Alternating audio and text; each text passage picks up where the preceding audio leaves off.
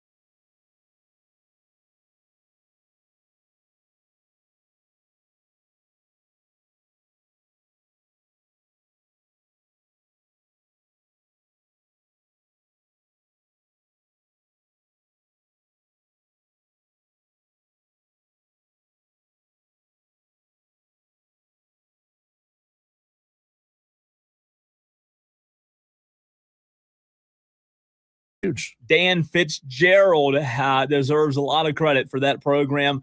Oklahoma now goes on as the one that will represent the last team, Diesel, to head to Omaha as the field is now set. Welcome in the Wire to Wire. He's Diesel. I'm Cole Bryson. So good to be with you on this Monday edition of Wire to Wire. And we're going to get to Gamecock baseball surge update here in this segment as well. A college baseball heavy segment. And that does it. As far as the Super Regionals go, Oklahoma defeated Kansas 13-2. And Game 3 was not necessary, Diesel. Earlier today, Alabama defeated St. John's 7-2. And the field is set. The field is set. And now we know what the College World Series looks like. It's time to get our first initial reactions. And we must start out by shouting out the one that I didn't anticipate being there. Troy, baby. How about your Sun Belt? I'm not going to say your Troy Trojans. No. Not going to say that. I wouldn't do that to you. But will you, as an App State grad, will you pull for Troy in the College World Series? I can pull for Troy. Now, okay. I have, as somebody who has called SEC fans nerds forever for chanting SEC when someone else in your conference does something.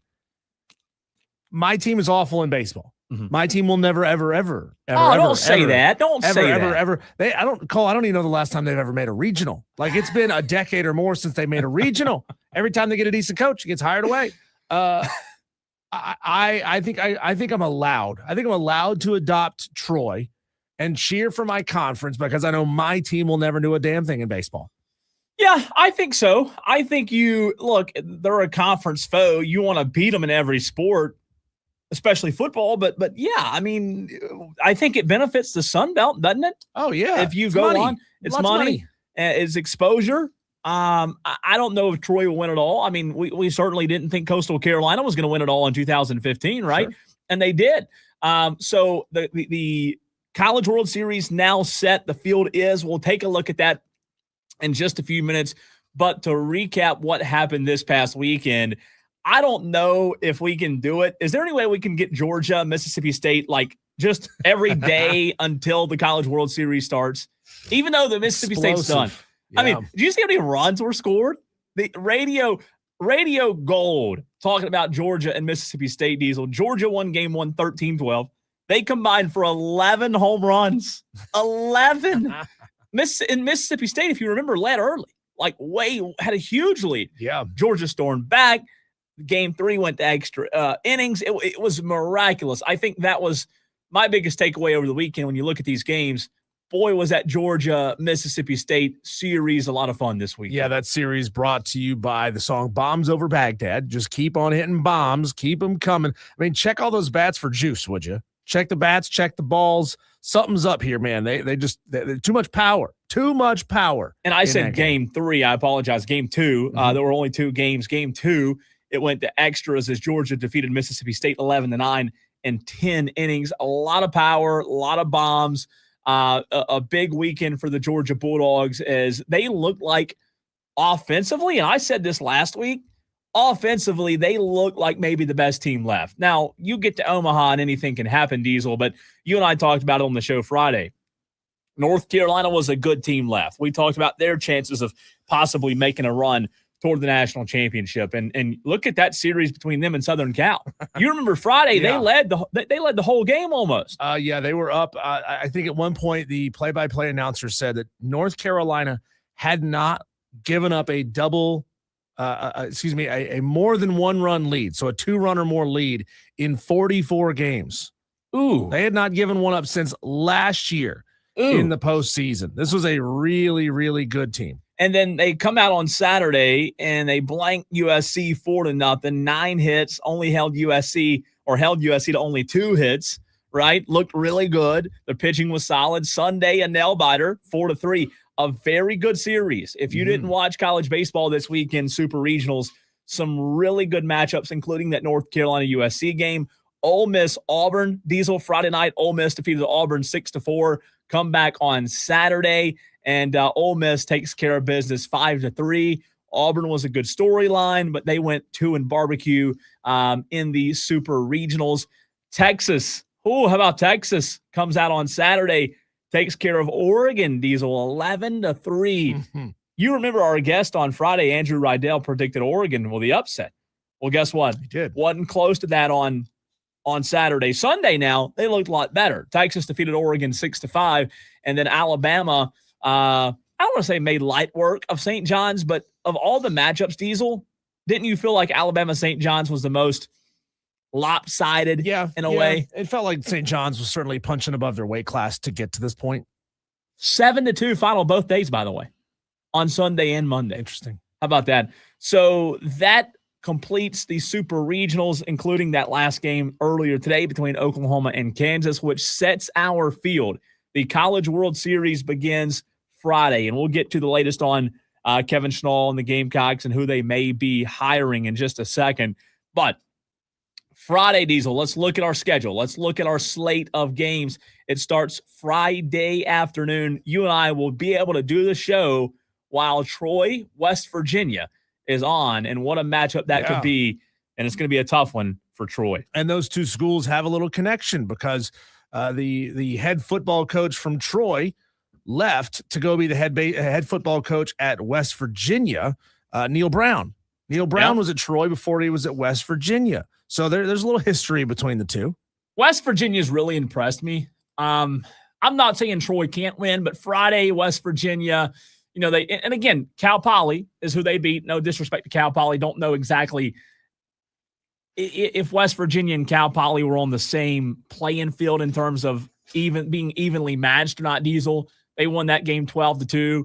And then Saturday, West Virginia comes out and beats Cal Poly 17-1.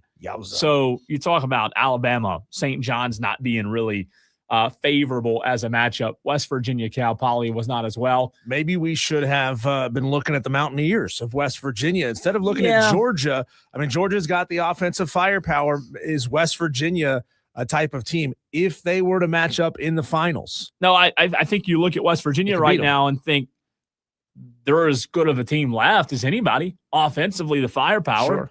I mean, you've got to feel good about the Mountaineers and their chances because, look, I think they'll beat Troy. I think Troy can give them a tough test. I would love to see Troy upset West Virginia. I don't have any bad blood toward West Virginia, but I just don't know that that's a great matchup for Troy when you look at the offense and explosiveness. We'll see, though. We'll see. That's why it's played on field and not on paper. 7 o'clock, Friday night, Diesel, Ole Miss, North Carolina.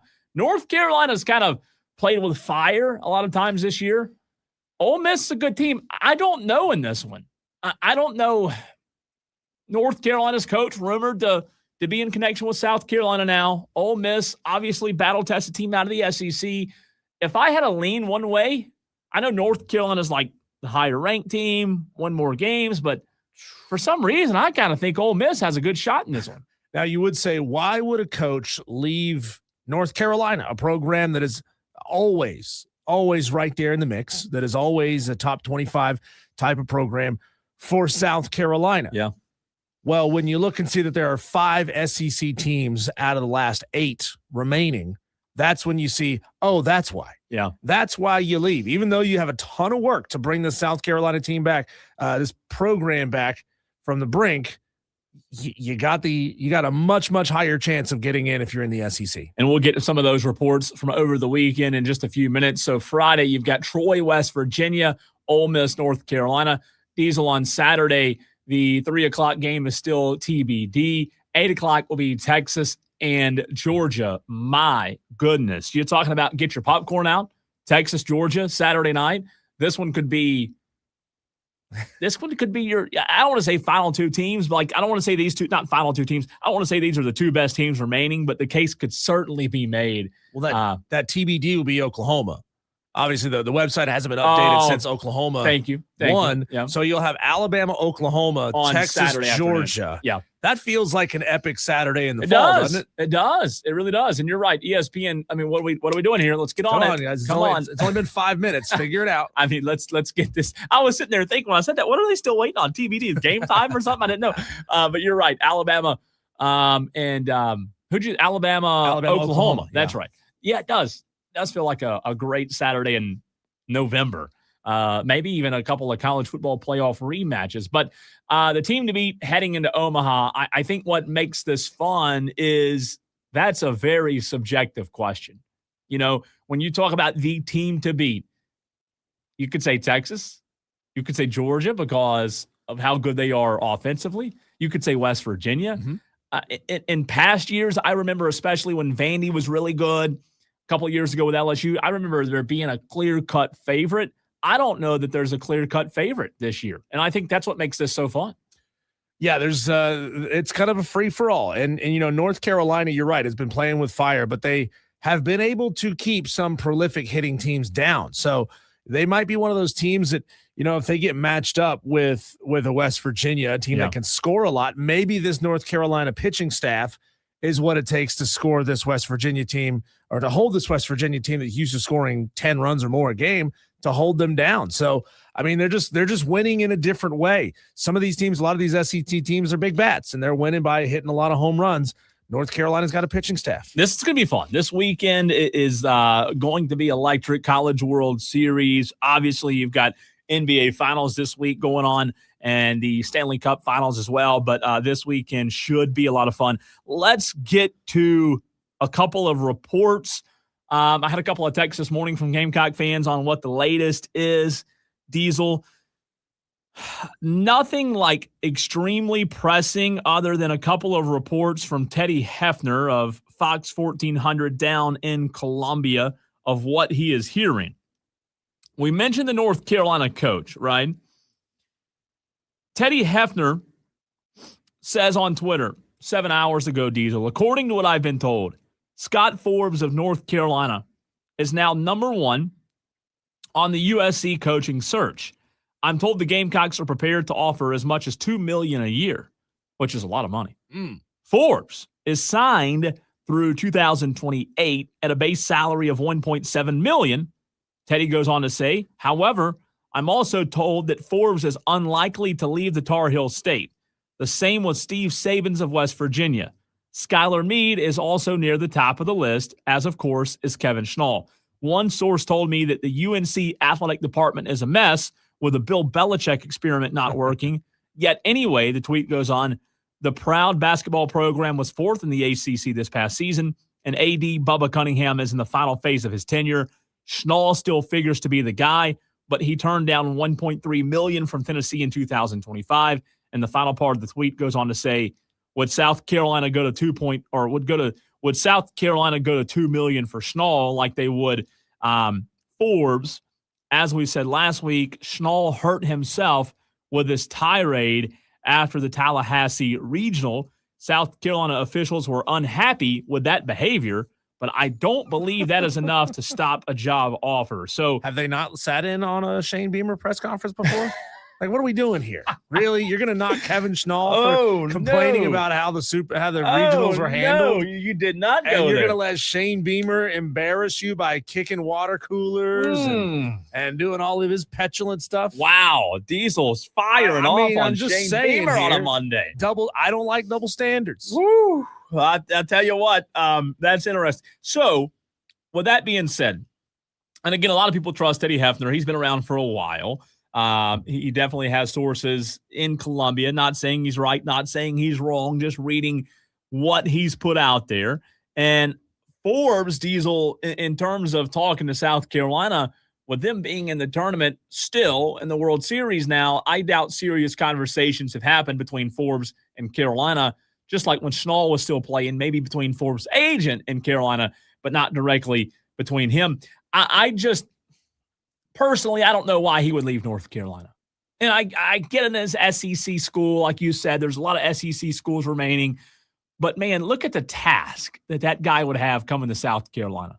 So if the reports are to be believed, that North Carolina's athletic department is a mess with Bill Belichick, obviously with basketball and that being, hopefully moving in the right direction with the new hire of Michael Malone. I mean, I guess you look at it like this.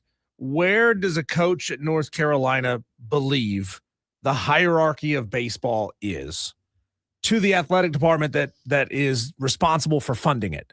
If he says, you know what, man, I am scratching and clawing for every single dime because football gets what it wants. Obviously, basketball gets what it wants. I'm struggling over here. And look at me. I'm a top 25 program every single year. Maybe you say I want out. But it's not as if South Carolina's program is the bastion of everything going well right now. Yeah. So, I mean, it's like it's out of the frying pan and into the fire if that's your decision-making process. And again, I'm not knocking Teddy Hefner at all. I just personally, and look, I hadn't heard this from anybody. Personally, I find it hard to believe that Forbes would leave North Carolina. I do know for a fact from a source of mine that Skylar Meade did interview with South Carolina, the former Gamecock, as we know, who is a terrific head coach. I don't know where Schnall is, Diesel. I've tried to dig a little bit this morning in terms of what the latest is with Schnall. It's quiet. I can tell you that. He did interview last week. It's quiet, though, on a Monday.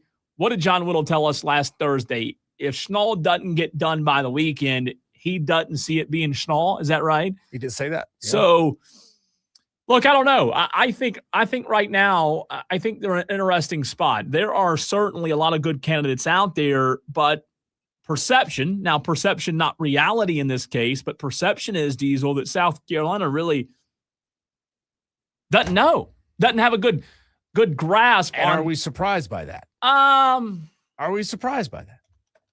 Not really. John Whittle said the other day, they've got Under Armour, Nike stuff to deal with. Right. Nike stuff and new stadium. So I'm not knocking Donati. I just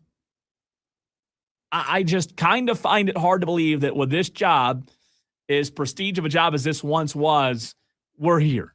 And I kind of think it goes to show where this program is now compared to where it was a decade ago. Because, and I think Tom and Somerville brought this up jokingly on Friday, it even feels like Ray Tanner would have been on it by now. And I'm not saying I've been the right hire. Sure. And I don't want to rush anything if you're a Gamecock fan, but what if Schnall doesn't work out? Would Meade be a great choice? Yeah, Skylar Meade would be awesome, but they're playing in Omaha. Troy's in Omaha. So it's going to be at least another week from today. And if you're pushing it out this far, it better be him. Oh. Like, he better be the one getting the job. Because if this thing continues on for a week and then Skylar Meade's not the guy, now you've put yourself way far behind the eight ball by not being able to nail down somebody that's already finished. Well, let's say Troy, just for the illustration, goes 2-barbecue, 0-2. They play Friday. They would play again on Sunday, right? They wouldn't play Saturday. They'd play on Friday, Sunday. I think that's right. So I think Monday they would be next week. So Monday would be their first day that I don't even know if they're able to do exit interviews and stuff yet. Yeah. I mean, they're still traveling. They're still getting back from. They would be back from Omaha late Sunday night, early Monday. I don't know that. Let's say it's Meade. I don't know that this time next week we're sitting here and we have any more info. That's what's crazy. Do you think Skylar Meade's agent sort of has an agreement in principle? Could be. They're just like essentially just ready to be signed. Could be. And maybe he's not having these discussions with him yet. He's like, hey, South Carolina really wants you. And that's all he needs to say, right? And he goes, let me take care of the rest on the back end. And when this thing gets wrapped up, I'll have it ready for you to look at. Correct. And I think Skylar Meade would definitely, no offense to Troy, I think he would definitely leave Troy to go back to his alma mater in South Carolina Diesel. I think, again, not I don't know anything from any sources, but I do believe he'd go to South Carolina. I think that's going back home for him would be a great challenge, and he's done a great job at Troy. I mean, taking Troy to a World Series, that's crazy. I mean, the difference then there between Skylar Meade and Landon Powell is just Division I experience. Yeah. And maybe that means, how many different Tolos brought up why don't you just hire Schnall, let Landon Powell go to Coastal and just have this easy, clean little round robin. I mean, if you're Troy, why not say, let's hire another one. Let's hire another South Carolina great. Let's bring Landon Powell down here to Troy, Alabama. Get him that experience that he needs. And all of a sudden he can be ripe for a big position. I just think it's interesting. I think if there's any meat left on the bone with Schnall, maybe it happens this week. I would imagine if there is meat left on the bone there, it has to happen this week. It can't drag out with Schnall any longer. Mm-hmm. If it's Sabins or Forbes, obviously those two teams still in Omaha. Heck, Skylar Meade's team still in Omaha. So 3 of the 4 names that have been thrown out there are still in Omaha. So South Carolina shooting for the stars with its coaching hire, but boy, when these coaches are still in Omaha, it does put you in a little bit of a limbo. It's not like college football where Skylar Meade can pull a Lane Kiffin and say, hey, sure, I'm out. I'm good. Y'all have fun in the Omaha. I'm going to Columbia to see if I can find a really big mop and a really big broom to clean this mess up. Cole, have you ever heard the phrase cutting off your nose to spite your face? Yeah, I have heard that. That is exactly what's happening right now in Lubbock, Texas, because half of the Big 12 is saying, we don't want to play those cheaters anymore. We are trying to get out. This is wild stuff. Yeah. And all of these developments happening in real time after the landmark decision by a judge to let a known gambler play college football. We'll get into this and ask the question, is there anything that's still sacred? Anything that's still defendable if you're the NCAA? We'll talk about it next.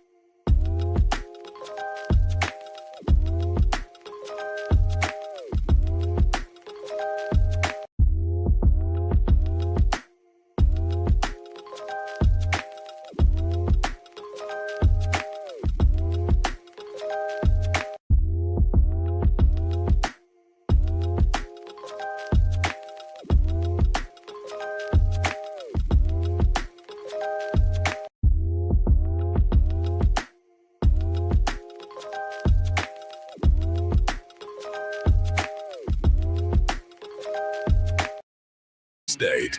Well, Cole, when you let an entity that is not intimately involved with an athletic department or conference decide who's eligible and who's not eligible, you get into situations like what we got with Brendan Sorsby and Texas Tech. You know, in the SEC, you don't have these problems because everybody goes along to get along. Nobody else in the SEC called out Trinidad Chambliss when he got his additional year of eligibility. But in the Big 12, they have scruples, man. They're not unscrupulous in the same ways that the SEC. And you got active athletic directors being quoted by name saying they don't want to play Texas Tech. I don't blame him. Jim Phillips getting in on it too. Did you see what Jim Phillips said? I have not seen Jim Phillips' quote yet. Yeah, to ESPN.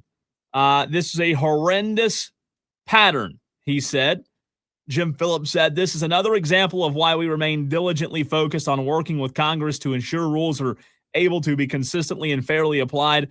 To have college sports be continually under attack when a ruling is handed down that someone doesn't like is a horrendous pattern that is evading and severely eroding the integrity of our profession. This story is wild, by the way. Georgia AD, I just saw this. Georgia AD Josh Brooks essentially said the same thing. He said, quote, I think there needs to be serious conversations about not playing Texas Tech in any sports. This is not about Texas Tech. It's about protecting our own locker room. Yeah. We cannot in good conscience put our student athletes on a field where the competitive integrity of the contest is compromised and overridden by the courts. They're talking about it on ESPN Sports Center right now. Here he is, granted temporary injunction. Yeah. And this just goes to show, Diesel, that in today's world of college athletics, all you need is two things: some money and a judge, and you're set. Yeah. That's all you need. Lawyers are running college football right now. Cole, I'm shocked by this because the judge, from what I could gather, the judge who heard this case was actually a Texas alum, but he was hearing it in Lubbock County, obviously the county where Texas Tech is seated. Brendan Sorsby had his hearing. The NCAA lost, and his eligibility has been restored for the 2026 season. Now, this is not a case of, well, we think he gambled. Oh, there's rumors and reports and evidence that he gambled. No, we know he gambled. We know that Brandon Sorsby put over almost 3,000 bets in total, totaling more than $30,000 in bets from June 2022 through December 2023, including bets on 40 games involving his own team. Inside knowledge, inside information. He bet on these games, but the judge said, nah, it's no big deal. You can still play. Diesel, it was over $90,000 in total over a span of 4 years, including 40 bets involving Indiana football when he was a freshman with Indiana. And he admitted to it. Yeah. Again, this is not we subpoenaed his phone records. This is not we got into his DraftKings account. Like, he admitted it. He said he gambled. Yeah. He went to a gambling addiction program. Yeah. And he was still reinstated and still allowed to play. I mean, it's a hell of a gambit. It's a hell of an argument from his lawyers last week. We talked about it, where they said basically the NCAA is failing in its own mission of looking out for the best interest of the student athlete when it punishes a kid for doing something that we all pretty unanimously agree should not be allowed. His statement today, I'm very grateful. Listen, I can't read this without laughing. I'm very grateful for the endless support I've received throughout the entire process. Like he's a victim. He's a victim now. That's what he is. Exactly. I'm also grateful for the chance to rejoin my teammates. This opportunity comes with the responsibility to remain focused on my personal growth, the ability to learn from this experience, and to be able to use my situation to help others going forward. I can't read it without laughing. He's a victim number one. Now look, I'm not saying that you can't use your past mistakes to help others. I 100% think you can. But my gosh, this is the absolute dumbest, and I mean dumbest conversation we've ever had because of where we are with college athletics now. So Ken Curry is the judge's name. District Judge Ken Curry restored Brendan Sorsby's eligibility, saying that the NCAA cannot prevent him from practicing, playing, or otherwise participating on Texas Tech's football team this season. They also said that Sorsby, quote, demonstrated that he will suffer a probable, imminent, and irreparable injury if this court does not issue this temporary injunction. Remember, he said, well, if you won't let me play, I'll just go enter the NFL supplemental draft. Yeah. Like I don't know if he was going to get picked up by anybody. Maybe he would, maybe he wouldn't. Maybe his football playing career would be over. But I mean, if we're at the point, Cole, where there's no repercussions for anything, no matter how egregious it may be, then what are we doing here? Well, look, I've got two things. Number one, I hope the NCAA wins the appeal. They'll appeal the ruling. The NCAA will. Now, the timing, who knows of any judicial case, what that could be, right? It could come out. Hey, it could be after the season. Yeah, the timing of it. That's number one. Number two, I would love, and I mean just absolutely love, to understand, and I guess we never will. I want a why. I want from the judge himself, the one who granted this. I wish that he have to be put into a position where he answers questions just like a coach does. Well, when it goes to the Supreme Court, they have to write an opinion. Right, yeah. Both the essentially winning and losing side of the argument, they have to write an opinion as to why they ruled the way they did. And this comes down to deep pockets. That's what it comes down to. Yeah. This is a deep. I did the same thing, by the way. The green commercial. It happens all the time. Makes me think the phone's ringing. I did the same thing. Charlie Baker, like, here's the position he's in now. Charlie Baker's having to basically throw his own teams under the bus, his own players under the bus. It's as messy. By the way, NCAA president Charlie Baker, who said today there is no better example of why targeted intervention from Congress is necessary. Yeah. When you have schools and deep-pocketed supporters willing to look the other way on the glaring integrity threat of betting on your own team, and judges whose ruling effectively strip away our ability to stop them, only Congress can equip the NCAA to apply this common sense rule to everyone fairly and consistently. Speaking of those big money boosters, Cole, Cody Campbell, we talked about him last week. I said, I love this guy because he basically said that Texas were not listening. They wouldn't play him. Cody Campbell is one of the richest donors who've ever given money to Texas Tech. He's donated $25 million to Texas Tech's facilities projects, and he was a spearhead of the Matador Club, the Texas Tech collective that has distributed more than $60 million to Texas Tech student athletes over the past 4 years. He has come out and said, quote, and tell me where you detect the lies, and what old Cody Campbell here has to say, quote, this unfortunate situation is the outcome of a broken system. I'm doing everything I can to fix it, but until there's a permanent solution, Texas Tech and its student athletes have to do the best they can to navigate and compete amidst the chaos that exists in the reality of the world that we live in. So he's going to continue to allow the rules to be broken as long as it benefits him, is what you're saying, right? Here's the thing. He said you got to exist in the chaos. You're literally, not you, Cody, I mean, he's part of it, but the lawyers for Brendan Sorsby are the ones creating the chaos. Yeah. Because prior to that, there was at least one rule that we thought was sacred. You can't gamble on your team. Now, but now you get a lawyer who will argue something on behalf of a student athlete who we know gambled, win, and now all of a sudden, bam, it opens up the door for widespread gambling among student athletes. So we all agree, I believe, for the most part, this is outlandish, right? But sure. but big but here, do we think that the lawsuit against the NCAA has any merit? Because here's why the claims were made for Sorsby. Mm-hmm. Number one, breach of contract, saying the NCAA may not have followed its own rules or agreements. Number two, breach of duty of good faith and fair dealing, meaning the NCAA may have acted unfairly or inconsistently.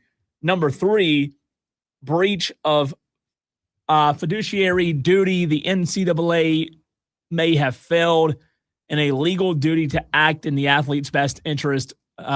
This is often, So I guess the question I'm asking, because in practical terms, the judge, Diesel, granted a temporary injunction allowing him to play. I guess what I'm asking is it the NCAA's fault because of what's happened in the past? Are they to blame a little bit here? 1 and 2, I don't think so. Okay. Because can you read those for me again? So breach of contract, breach of duty of good faith and fair dealing, and the third one was breach of fiduciary duty. I think the biggest one is going to be breach of fiduciary duty, breach of the requirement to act in its student athletes' well-being. To me, that's where the subjectivity comes in, because what is in the best interest of Brendan Sorsby? Is the best interest of Brendan Sorsby that he continue down the road of addiction intervention and training and therapy and whatever and stop being a gambling addict? Or is it in the best interest of Brendan Sorsby to make the whatever millions of dollars he was going to make this year playing at Texas Tech? So what are we basing the best interest of the student athlete on? Well, and that what you just said, that's totally subjective, right? Every person is going to have a different opinion, different answer on that. But the fact of the matter is, NCAA rules prohibit athletes from wagering on sports. That is not subjective at all. That is written. It's a rule. And they've been clear for a long, long time. Does the NCAA deserve blame for instances in the past? I'm not saying they don't, but my gosh, I mean, this just goes to show what I said. All you need is some money in today's era, and you're good. Whatever you need, long as you have money and a lawyer, you're good. So there's two things I want to bring up there. Number one, the NCAA did not find evidence of any attempts to manipulate his performance on the field. Yeah. So there's no evidence that some outside party said, "Hey, Brendan Sorsby, can you play bad? Can you take sacks? Can you throw more interceptions? Sure, whatever." That is interesting in combination, Cole, with all of the different times, and we've seen a flurry of them over the past 3 years or so since gambling has become such a big thing, of student athletes at smaller schools especially who have been banned for life. Now, does that then reopen those cases so that those student athletes could potentially sue the NCAA for like malicious prosecution? Good. I mean, think about all the basketball players that we've talked about who've gone down for this. And it also kind of brings into question, like, are there different levels of the crime? You know, like in terms of if you bet on yourself, how much you're wagering, you would think $90,000 is enough to say, hey, like, no, this dude's done. Yeah. But evidently not. I mean, I just wonder, like, if you bet 10,000 versus 100,000, do they look at it? I mean, it just feels like it doesn't matter the crime. It doesn't feel like any of this is admissible in court anymore. That's the best way to put it. It doesn't feel like any of it is. Are they going to eventually collectively bargain on how much a student athlete is allowed to gamble? I mean, you can gamble, but you can only gamble like 10 grand over the course of your 4 years in college. And then it'll be 20 grand. Then it'll be like, how this thing is going to, how this thing is going to go.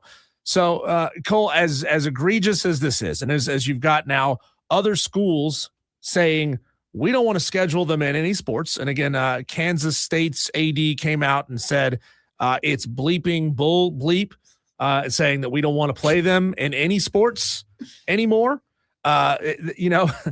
Is Texas Tech going to be able to sue those schools and say, no, you have to play us? The law says you have to play us. You can't discriminate against us because we allowed this guy to play. As egregious as this is, Cole, I hope. I can't say that I predict it because you can't predict anything in college sports anymore. I hope that this is the last straw.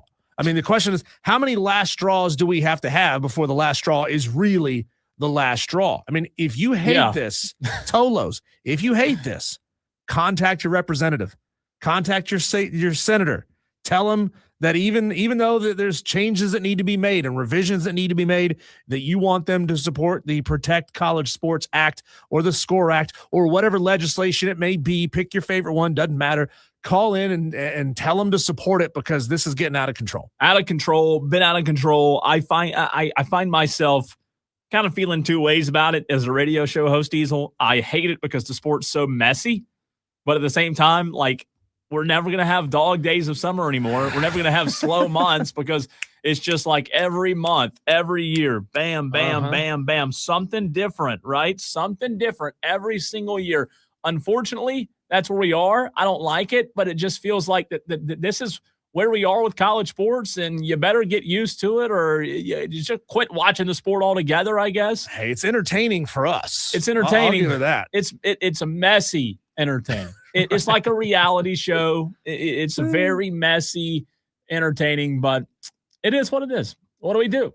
Like you said, contact your local government and hope for the best. Hope for the best. If you're Brandon Sorsby, all you got to have is a little bit of money, a good lawyer, good judge that didn't even go to your school, same state, and you're good. You're A-OK.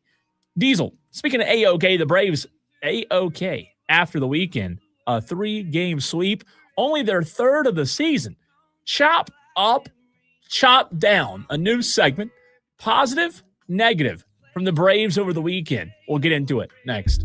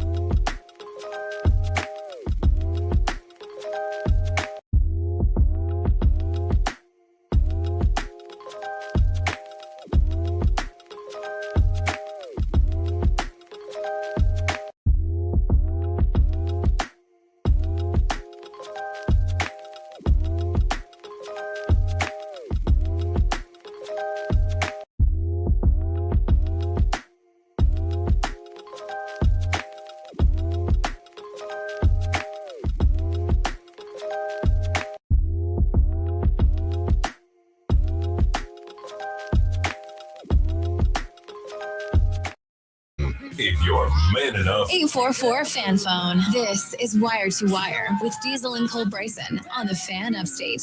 While the Atlanta Braves, for the third time this season, Diesel, get the sweep over the weekend of the Pittsburgh Pirates. My goodness, how fun does that feel? I am just ecstatic. What a time to be a Braves fan. I've had so much fun this season, and I know you Tolos out there that are Atlanta fans feel the same way. A little chop up, chop down. New segment here on the show. Positive, negative. Not a lot of negative. There are a few pieces of negatives, Diesel, to get to. I know you've got a few positives. I mean, where do you start? You start with Mauricio Dubon. Do you start with Dom Smith? Do you start with Fuentes? All these three of these guys just having terrific seasons. Also, you got to throw in Michael Harris, who had the clutch hit yesterday, a pinch hit, 2 RBI, game-winning hit that won the game. Wasn't even in the starting lineup. Michael Harris comes in, gets the win. So many positives when you look at chop up. Michael Harris came in, delivered the clutch hit when they were down 2-0, and bases were loaded, by the way. That's what you do when you have a guy that doesn't start, but also can show that, hey, wherever he's needed, he can still be effective. And then I love what Mark Bowman put out yesterday. Dom Smith, Diesel, as big as he's been this year for the Braves, is showing that the Jurickson Profar suspension was not a bad thing for the Atlanta Braves, because without that, there would be no Dom Smith. And my gosh, what a season he's had. Yeah, I love seeing Dom Smith come to the plate because he doesn't look like a ball player. For some reason, he looks a little big and out of shape, but that dude can absolutely wail on a baseball. He's been absolutely phenomenal. I'm glad you brought up Didier Fuentes, because he has been amazing coming in as a closer. I mean, you bring him in, he's going to shut the other team down. Chop up Walt Weiss, getting the most out of this team. Chop up Fuentes. Chop up Michael Harris, Dubon, all of them. They're all playing so well. Dubon's really got he's 7 of 12 with 3 homers and a double since he talked to the GOAT, Chipper Jones, on Wednesday about his swing a little bit. And look what he's done. I mean, he's just been phenomenal over the last few days. Chop down. Diesel, what do you have first? I'll let you go first here. I mean, this is low-hanging fruit, right? Obvious. This is easy, and it's obvious. It's Austin Riley. He keeps making fielding errors. He struck out to end the inning yesterday in the first. Yeah. Bases loaded against Mason Montgomery. I mean, it was a good pitch. It was going to be a strike if he didn't get the bat off his shoulder. It was going to be a strike, but it was a high and away fastball. It was cooking. It was 99 miles an hour. Sure. And they still came back to win the game, but still, man, you cannot let situations like that get by you. I mean, that is a fastball at the chest. That is a fastball that you should be putting into play. I guess the fact that chop down, it's hard to find as many negatives right now. You bring up Austin Riley, and I agree, I endorse, I retweet that as well. But I guess it's a good thing that it is difficult to find a lot of chop downs, a lot of negatives, because this team's doing so many things right. But Austin Riley, just imagine this Braves team's amazing.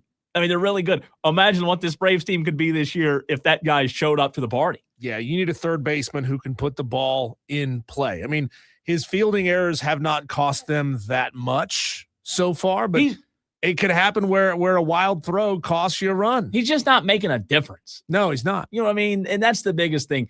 By the way, I think I listened to this call yesterday from Braves Radio 19 times.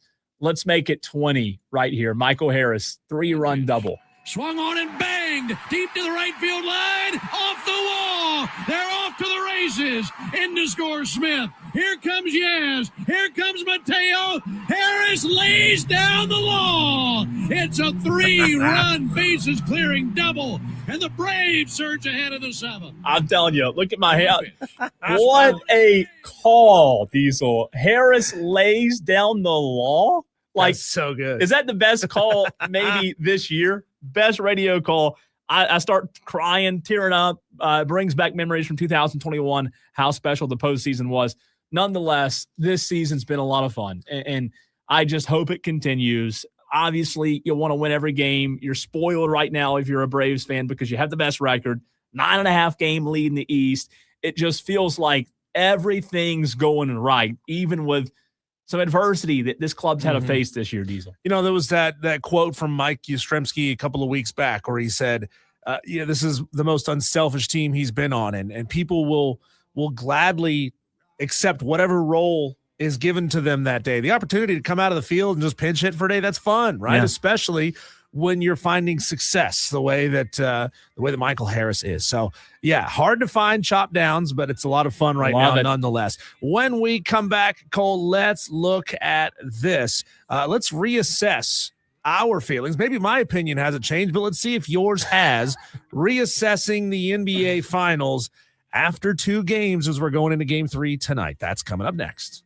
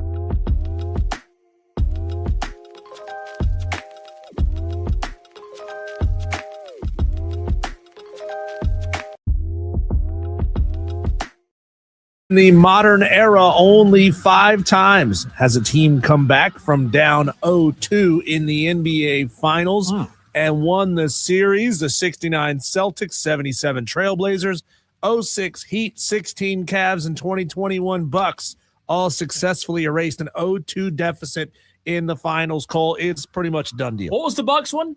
That would have been the What'd you say? 2021. I forgot about that. Yeah. Giannis's title. Obviously, remember the Cavs and the Warriors in 16 with them going down 3-1 and then coming back and winning. But I'd forgotten about the Milwaukee. Yeah, my Spurs pick isn't looking too good right now, is it? 32-5 is that all-time record. 86% of the time, you go up 2-0, you win the series. And we'll see, Cole, tonight. I'm not sure if any of the lockdowns in NYC are going to affect the teams at all. They're saying that security is going to be for real tonight at MSG because it's the first time a sitting president has ever been to an NBA Finals game. That's wild to think. Right. I mean, presidents have gone to Major League Baseball games before. I really am surprised by that. Considering just the fact that Barack Obama built a basketball court behind the White House, you would have thought he would have gone to the finals. You know, he is I don't know if the president tonight is in a box or on the court. If he's on the court, he is, and he knows this, he's no dummy. He is going to be booed like he's never been booed before in New York. Yeah. I mean, you're talking about the state that hates that guy the most. He will be, I don't know what it is going, and again, he probably doesn't care. That's probably the reason he's going to get the boos, knowing him. But that is going to be a catastrophic moment whenever those boos erupt, because they will erupt. There might be 5 people there that aren't booing tonight. I mean, if I'm a New Yorker and I've got tickets, I'm lining up now to get in. Like I'm going. I'm they probably in the streets are. Around. They probably already are. Yeah, I mean, not that New York City is not used to having dignitaries and presidents and big foreign gatherings of all these different leaders. They come there all the time, right? But for Madison Square Garden, this is a new thing, and I don't know how long it's been since this has been planned. If it's just kind of a, hey, I think it was last week. He said a couple days ago that he wanted to go. The team owner invited them last week. Okay, and there was some big party. So I heard Stephen A. talking about it earlier today. There was a big block party that was supposed to happen tonight outside. Well, of course, they had to cancel that because of the security stuff. So people are ticked because not only the president that they didn't vote for is coming, but the block party with don't come and cancel our block party in New York. Now, I remember what year was 2016? So maybe 2015, I think, when then candidate Trump was here in this building, and he was in the Word studio right over there and doing a live interview. And I just remember the days in advance that I guess it was Secret Service or whatever security detail, they had come and they had marked off different spots, and they had said, you can't park here. And they marked off probably 10 meters, 20 meters, 30 meters to the car. So they could be very, very specific in the event of needing to be. It's for real though. I mean, but what was interesting about it is once he was in the building, there was no big deal. No big deal. Yeah. Let me ask you this real quick. You gave a stat a minute ago about teams down 2-0. Yeah. Do you know the stat talking about how big tonight is? Massive. Teams down 0-3 in the NBA Finals. I'd be willing to bet it probably jumps to 95%. Never happened. Nobody's ever come back from down 3-0. No. Wow. It's never happened. For San Antonio tonight, when we use that term must win way too often, but the series is over tonight. Yeah. If New York wins, which they're a 2.5-point favorite right now, I know they still have to win one more. But you win tonight, and this thing's a wrap. Well, and it's going to be hard because their star, Wemby, keeps making mistakes and costing them games. I mean, did you see that crap in game 2? How do you throw it off the back of somebody who's not even looking at you when there's a lot to get into? There's a lot to get into. But that's all that matters, though. Yeah, tie game. Jalen Brunson has the ball at the logo, about 30 seconds to go, drives right, stop, pop 2, misses it. Yeah. Wemby rebounds, dribbles out, throws a pass off of Stephen Castle's back. Jalen Brunson is right there again, goes for the ball, gets fouled by Wemby, and then he hits a free throw. Still had an opportunity maybe to win it after that, but I mean, this whole situation was an absolute bleep show. Well, what was that, Saturday night? Is that right? Was it Friday or Saturday? Friday night, wasn't it? Nonetheless, that moment was just god awful. I mean, what a good game to be ruined. It was almost, I remember the J.R. Smith moment. If you remember the Cavs, Tolos in the NBA Finals when J.R. Smith had the hiccup with the timing on the clock and the shooting, it was very similar to that. I predicted the Spurs would win because of Victor. The Spurs have lost in large part because of Victor. Yeah. And that guy, like, taking nothing away, he's going to be a superstar in this league for a long time. He's only in his second year. And we talked about it last week. Like, the urgency's there because you never know. But Diesel, that guy has not, like, the Spurs have looked good during the games, but the first two games, you know why the Knicks have won? They've been better late in the game.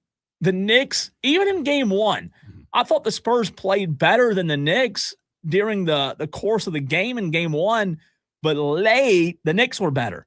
Game two, late, the Knicks were better. And when you're better late, you ask Steph Curry and LeBron, those guys who know how to finish, that's what wins the games. And Jalen Brunson, we talked about him last week. He's that dude. On paper, Victor played exceptionally well in game two, 29 points, 9 rebounds. Do you blame Victor? I mean, yes, because he had his hands on the ball, right? He threw the pass. He committed the foul. I get it. But at the same time, Cole, do you put the blame on him or do you put it on Mitch Johnson? Because you get the ball back with 10 seconds to go, or you get that rebound with roughly 10, 15 seconds to go, whatever exactly it was.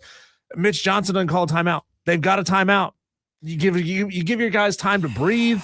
You can draw up a play. You can decide what you want to do. Yeah. He didn't do it. But, there's always that debate. Do you let your players figure it out? Because we seem to have that debate every year when a buzzer beater happens or doesn't happen in March Madness. You have that debate. Should the coach let his senior leaders lead, or should he call the timeout and manage the situation? I put more on Wemby. I do. I put more of the blame on Wemby for that loss on Friday night, whatever night it was. Yeah. I just, in that situation, in that moment, when I'm watching that play, his back was to him the whole time. Yeah. And it just never, it never looked like a pass that would work. I mean, we're sitting there all watching at home, like, what just happened? And I know it's easy for us to say, and again, I don't want to be like way too hard on Wemby, but he has not been. You just said it. Look at his stats. He's been okay. If you look at his stats, don't watch the games. Look at his stats. You think, okay, he's been good enough to win. But like superstars, Michael Jordan was known for what? Clutch late moments. Mm-hmm. Steph Curry was known for those clutch late moments. In 2016, LeBron, the chase down block, the clutch late moments. Superstars are known for that. You even brought that up last week, Diesel, about superstars, what makes them stars. And Victor's, he's still a superstar. But he did not have a defining moment in game one or game two. And because of that, the Knicks came into your town, a tough place to win, by the way, and won not one but 2 games. And now you're on the road where tonight's like the biggest game in franchise friggin' history. And if you win, maybe you have a chance at this thing. If you don't, it's over. My dad is not a hardcore NBA watcher. Like, we grew up, we watched some NBA. We watched the Hornets a lot because they were the local team. And obviously this was the era of Jordan. So we were watching when the Bulls would make the finals. But I can tell you, he's somebody who hasn't watched the NBA at a high level. It's not his go-to sport for years. He's watching these NBA finals. He came down and we hung out over the weekend, and he was saying, man, these guys are beating on each other out there. I mean, this is a physical series. It is. But I'm happy. I'm so happy that Wemby, when he had that final possession, that final opportunity at the top of the key to hit a shot off the corner, he had an opportunity over Mitchell Robinson that he has 4 inches and, of course, a lot of vertical on. He tries to flop and get a call, and he doesn't get it. Yeah, that was a disaster. I mean, it wasn't even. It was. Yeah. You have 4 inches on him, and you're a shooter. Yeah, and you go up, you do this, kick your legs out, and then fall to the ground and look like, are you going to call a foul? Like he never touched him. Let me tell you my biggest problem with Wemby, and I've watched both games, and obviously it's easy to be critical when you don't have those clutch moments and you're down 0-2. But my biggest problem with Victor Wembanyama thus far has been this. you are taller than everybody. You are more physical or just as physical can be as anyone. Now, when you're matched up against Mitchell Robinson, whoever, they bring it to you physicality-wise. But, like, there's way too much stopping near the top of the key. There's way too much stopping mid-range. Victor Wembanyama has to go. He has to get down to the hoop, get down to the rim, and earn his money there. That guy, Diesel, if he becomes a Hall of Fame player, which I think he's got a good chance, he'll become a Hall of Famer because of what he does around the rim, not because of what he does behind the three-point line, not because of what he does mid-range. He'll become a Hall of Famer because of his ability to take you down to the basket and you have no answer. He does not do that. He did not do that near enough in game 1 and game 2. And because of that, the Knicks, you give them credit, they've kind of got him out of his game a little bit. I think their pressure, the coaching, the way they're playing him from a defensive standpoint, it's magical. He's still getting his points. Like you said, his stats are still good, but he's not doing the things. I'm watching the game thinking, why is he stopping 15 feet from the basket, take the ball and drive? It's almost like he's afraid of being physical. Well, and I know he's not. But it feels like he is. I know it would fundamentally change his game, but I really think Victor Wembanyama needs to put on like 25 pounds of muscle. And that's hard, right? I mean, when you're that big, 25 pounds really doesn't look like much, but you know, it could slow him down. It could slow him down. Hang out with Zion for a little bit, and that'd be easy, right? Trade him to New Orleans. He'll be a big boy in no time. He'll be the biggest, fattest thing you've ever seen in your life in the NBA. It's disappointing if you're a San Antonio Spurs. I just bit my tongue. Sorry for that. That was really painful, and I'm sorry for stopping mid-sentence there. But mid-sentence. It's painful to watch if you're a Spurs fan because that guy, you just don't like.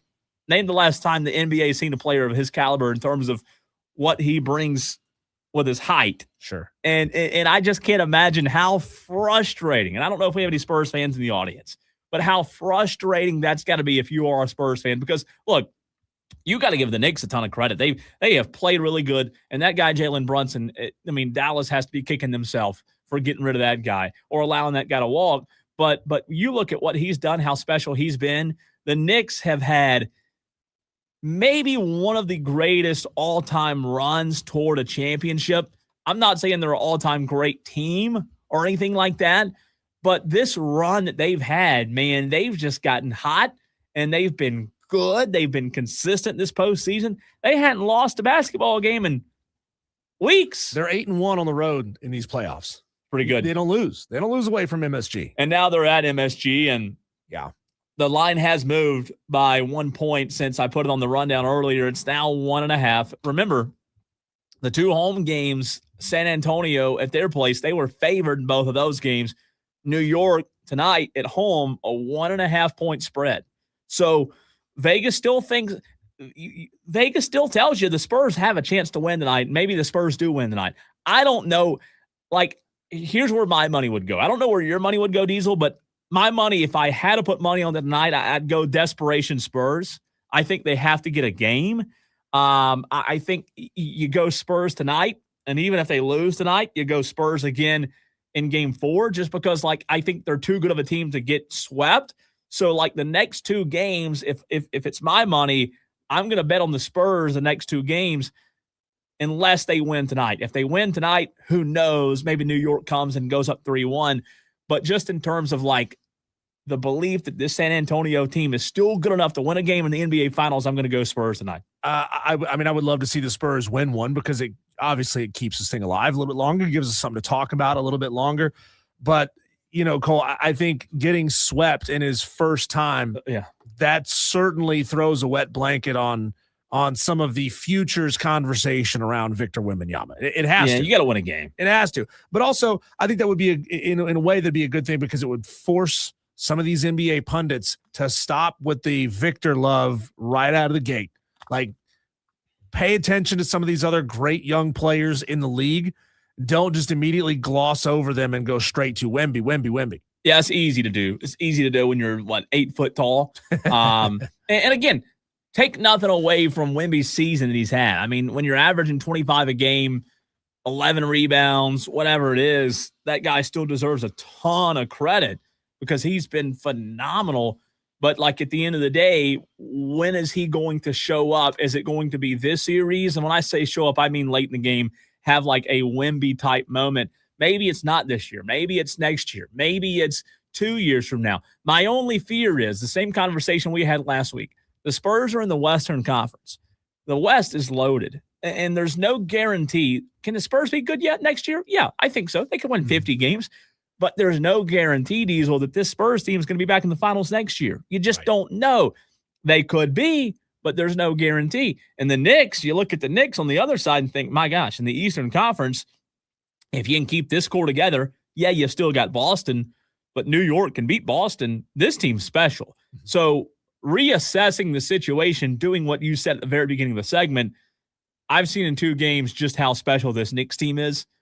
Yes, they won the series. I think it's personally already over.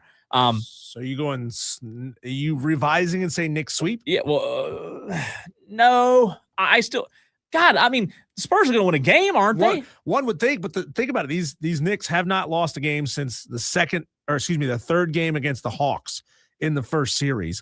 Both of their losses against the Hawks were 1-point games. They have not looked bad in these playoffs. No, look, I'm not going to go as far to say the Knicks sweep, but by God, they can. It wouldn't surprise me. They, like you said, they're clicking. It's a well-oiled machine.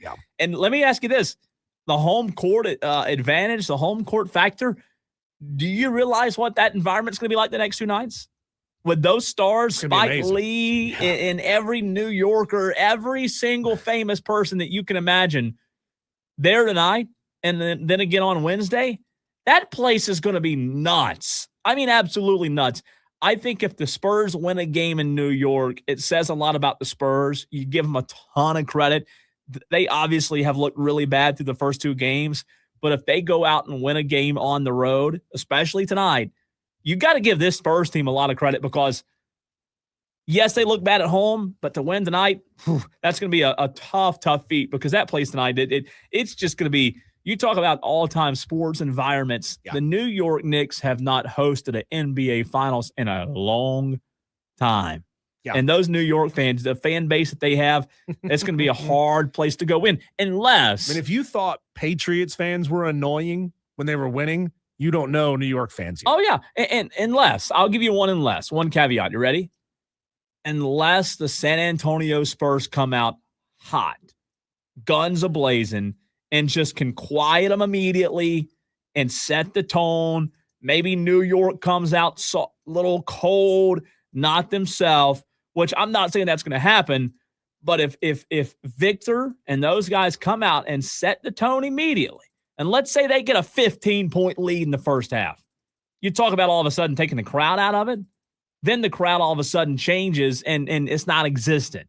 And we've seen that before in finals, mind you. Just because it's the finals doesn't mean that blowouts can't happen, Diesel. Right. But San Antonio was amazing in the first quarter in game 2. They finished the quarter up 9. Had a disastrous second quarter, and then they fell off the whole rest of the game. They couldn't match that first quarter production for the rest of the game. Who wins tonight? Who are you going with? I got the Knicks winning tonight. I'm still going to say Knicks in 5. I'm still saying Knicks in 5. And unfortunately, good right game now. 5 will be back in San Antonio, right? Isn't that right? They go 2-2, 1-1. Yeah. So yeah, game 5 would be back in San Antonio. I don't want to see him celebrate a victory on somebody else's court. I want to see New York erupt. I do too. Look, New York's it's been a long time coming. But I will say, if they can do it and they can sweep San Antonio, that place, you talk about nuts. Tolo J. Butane texts in and says Spurs and 6 fairy tale ends tonight. Oh, they're just going to come out and win 4 straight. Yeah, the Spurs we'll see about that. The Spurs are going to win 4 straight. Tolos, who do you like tonight, the Spurs or the Knicks? I think it's going to be a great environment. I can't wait.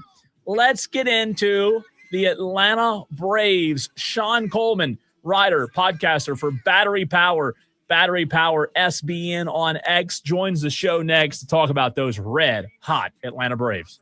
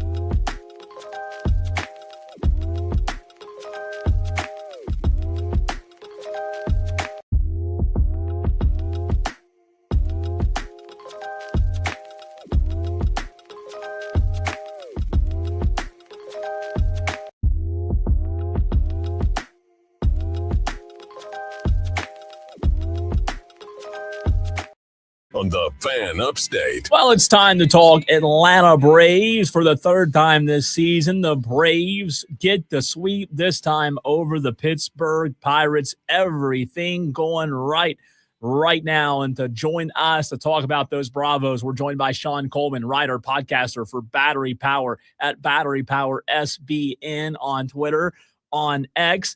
Sean, we just did a segment earlier in the show today, chop up, chop down. What is the positives, or what are the positives? What are the negatives when it comes to this Atlanta Braves team? Let's get the negative out of the way with you first. We'll go chop down. What would Sean Coleman say his biggest chop down, his biggest negative is? Because I think those negatives right now, Sean, are a little more difficult to find. Yeah, they are. First off, thanks for having me, and hope you're well. They are difficult to find. If we were to look at the negatives right now, I think the fact that it's pretty amazing when you look at it, but, some of our mid-tier contracts have not really, some of our most expensive contracts this year actually have not really contributed so far. When you combine Hassan Kim, Ronaldo Lopez, Sean Murphy, Joe Jimenez, you've gotten very little value from any of them, if any at all. And that makes it even more amazing as to, Jurickson Profar as well. That makes it even more amazing what the Braves are doing with that much money being allotted towards, talents that, aren't really contributing. So, maybe one or two of those guys regaining their form gives us even more depth and, even more quality when it matters down the home stretch and in the playoffs. And if there's also a chop down as well, I think that, as good as things are right now for the Braves, I do think that it's becoming pretty clear what a need for theirs at the trade deadline is, and overall where they may struggle a bit. And that is that clear number 2 starting option in the playoffs after Chris Sale. I put it out on social media in various ways over the past couple of days. If you were to match up Chris Sale with any of Paul Skeens, Shohei Ohtani, Mizorowski, whomever you would line him up against, you'd have confidence that that Chris Sale can get the job done against those guys. But if you were to throw out Spencer Strider and Bryce Elder against Yamamoto or Glasnow from the Dodgers, or Kyle Harrison from the Brewers, Christopher Sanchez or Zach Wheeler from the Phillies, it's not as much confidence. So a clear need for this team at the trade deadline is probably going out to get a significant starter, which they've been saying they want for 2-3 years now. But now they're going to have to pay a premium price through a trade to get that done, and that's not typically how Alex Anthopoulos operates. So getting some more from getting some more value from expensive contracts that we have, that would help. But also, we're at a point with as good as we are, it makes sense for Alex Anthopoulos to get that characteristic and go get a significant arm, because that's a need. So to your point, not really a lot of negatives, but it just goes to show how awesome it is the Braves are doing when they don't really have all their assets in place. Sean, it's Diesel here. Appreciate you taking the time, jumping on with us. Through all of that, I found it interesting that you didn't mention Austin Riley, who has been kind of a liability, especially at the plate, but he's made plenty of throwing errors already this season. Look, I know that he is a cornerstone there for that Braves infield, and there's a lot of money wrapped up in his contract. Can you give us a sense of, just how much confidence everybody involved, Alex Anthopoulos, Walt Weiss, and everyone have in Austin Riley to turn it around as we get through the middle part of this season? Because, getting blown by with a 99-mile-an-hour fastball with bases loaded and an opportunity to kind of put the game away early, that to me is pretty egregious. And that's going to have to be something that we're going to have to get better at, right? When it comes to those potential playoff matchups, being able to score early is going to be, huge. Right now, the Braves are winning a lot of their games by rallying late or relying on their bullpen, and that strategy becomes a little bit less reliable in the playoffs. So having somebody like Austin Riley come through in the clutch early in games is going to be huge. I didn't really mention Austin Riley because it's just we're at least getting something from him, but agreed it's certainly not what you want from him. And that's been the case now. We're kind of in that limbo period where we know that Austin Riley can be so much more than he is, but it's also been a year, even almost coming up on 2 years, since he's truly been that, top 10 MVP form, Austin Riley. One reason why I think that all the coaching staff and the front office has confidence in him is because he's constantly working. And everybody you talk with around the organization will tell you nobody's more aware of the struggles that are going on for Austin Riley than Austin Riley. If there is one positive, or if there is one glimmer of hope to kind of, hang on to, it's the fact that we're coming up on the time of year where Austin Riley really takes off. And that is the June 15th to July 30th range.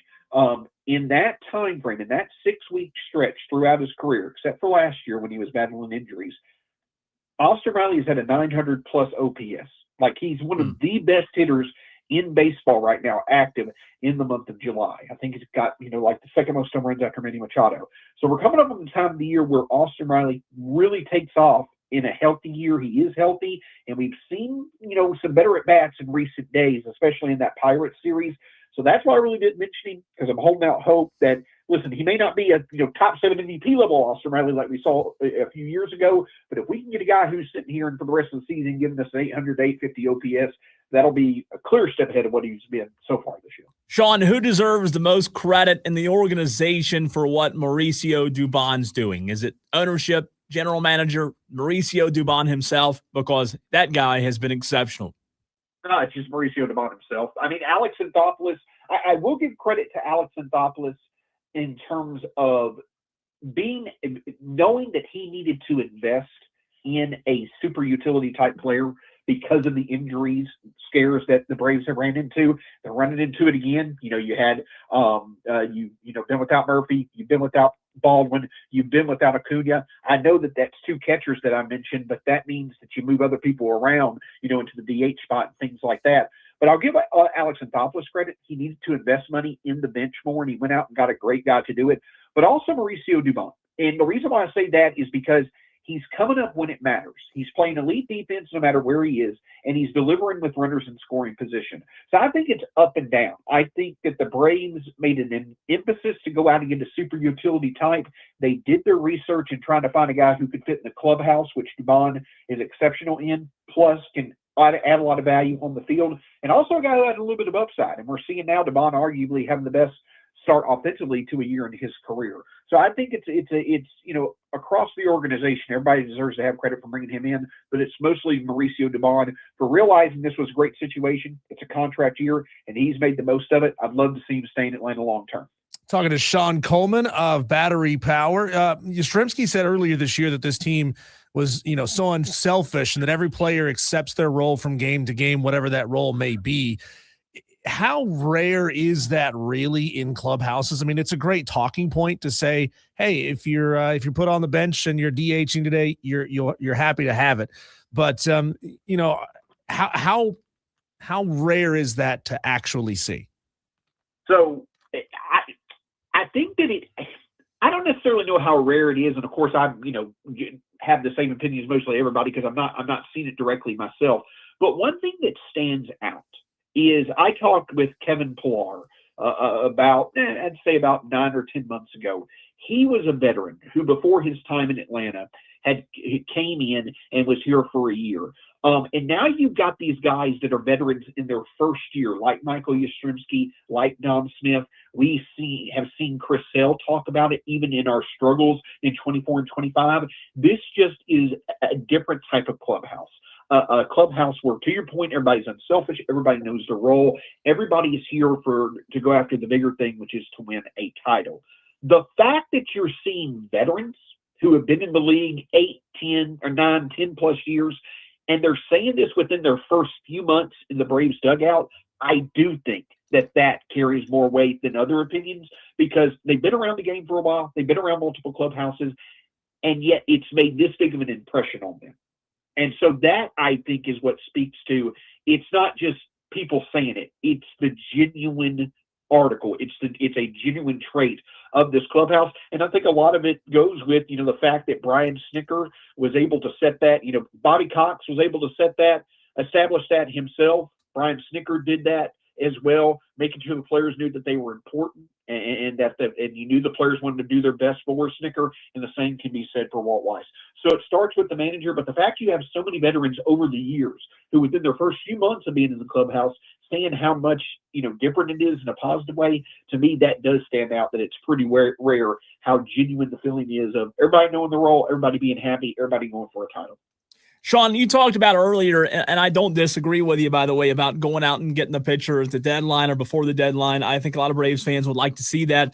Do you think there's any thought process from ownership management in the sense of maybe some guys coming back off an injury that could provide that pitcher you need, where you don't have to go out and spend $10 million on a guy or break the bank to get someone into the organization? Is there enough coming back from injury in your mind with the likes of Schwellenbach and others? In terms of the quality that they've shown in the past, I'm sure the organization would love for that to be the case. Yeah. But just the honest truth is that no, you should not rely on that at all. Hurston Waldrop nor A.J. Smith-Shawver have had long enough of a stretch in the majors to be relied upon to be at the level of reliability as a Strider or Elder or above it in a playoff situation. Spencer Schwellenbach has shown that quality. He was unbelievable for the year that he's been, or the year plus that he was in the majors. But let's not forget that we're coming up on a year since the last time Spencer Schwellenbach pitched. I believe it was June 29th of last year. He's had multiple elbow issues. Last year it was a fracture, which he admitted may have been because of how hard he was throwing. And then this year, it may be related, maybe not. It's loose bodies. And so it sounded like you're not going to get him back till August or September. So it'll have been 14 months since he's been back on the mound. And that's just him doing a rehab start. You just won't have the time to get that reliability in place. And that's the reason why their returns should in no way impact the Braves going out to get a starter, because they can still come back and you can still add a starter. You adding a starter does nothing to deter from when they come back.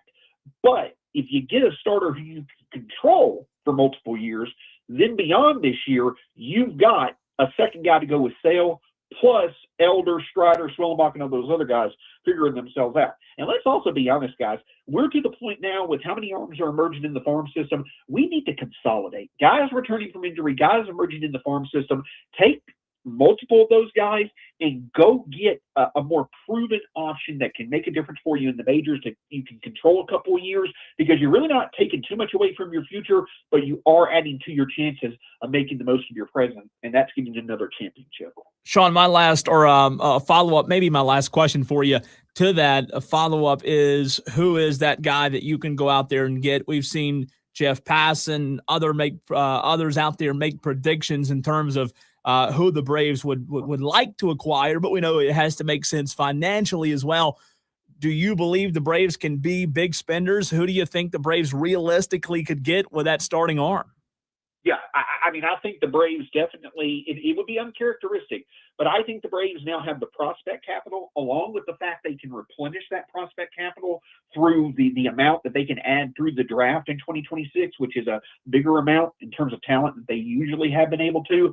So all that lines up with the Braves being in a better spot than ever to make that move prospect-wise. I think that they may have the money move, the money-wise they can make the move. They got the savings from Jurickson Profar deal. They easily have $50+ million that are falling off the payroll at the end of this year to take on a significant salary going forward. So names I like, Jose Soriano of the Angels has been my top guy. You know, he had a little bit of a breakout in April, took a step back in May, but overall, I think very much has that number 2 level quality, and I think he's got a repertoire the Braves can do the most with. I think he's controlled for another 2 years after this year. Plus, you have the relationship between Perry Niasen, who is a former Braves, I believe, assistant GM, and Alex Anthopoulos. You've seen plenty of moves for them over the years. I know Logan Webb is a name that, you know, some in Atlanta have brought up. I don't know if the Giants will move off of him, but Jose Soriano is a name. If the Rangers fall out of it, I think Nathan Eovaldi could be someone we go after, because we had interest in him in the offseason of 24 into 25 before he signed with the Rangers. I don't know if DeGrom is going to make sense for us, but Nathan Eovaldi, Jose Soriano, maybe to a lesser extent someone like, the 2 Kansas City pitchers, Michael Wacha and Seth Lugo. I think that that's something that could make sense for the Braves to go after. If they weren't able to get a good level of starting pitcher, then maybe going out and getting another really good reliever, such as an Aroldis Chapman. I think the main thing the Braves need to do is just figure out how to add another significant arm, ideally in that number 2 starter role. Sean, I made a prediction a couple of weeks ago that the Braves would break the record for the largest division lead in baseball history by the All-Star break. Now, obviously, 19 games for the 0-1 Mariners. That's a long way away. But the NL record is 11.5 from the 2017 Nationals. How confident are you that I'm going to at least look partially right as to say that they'll beat the NL record of 11.5?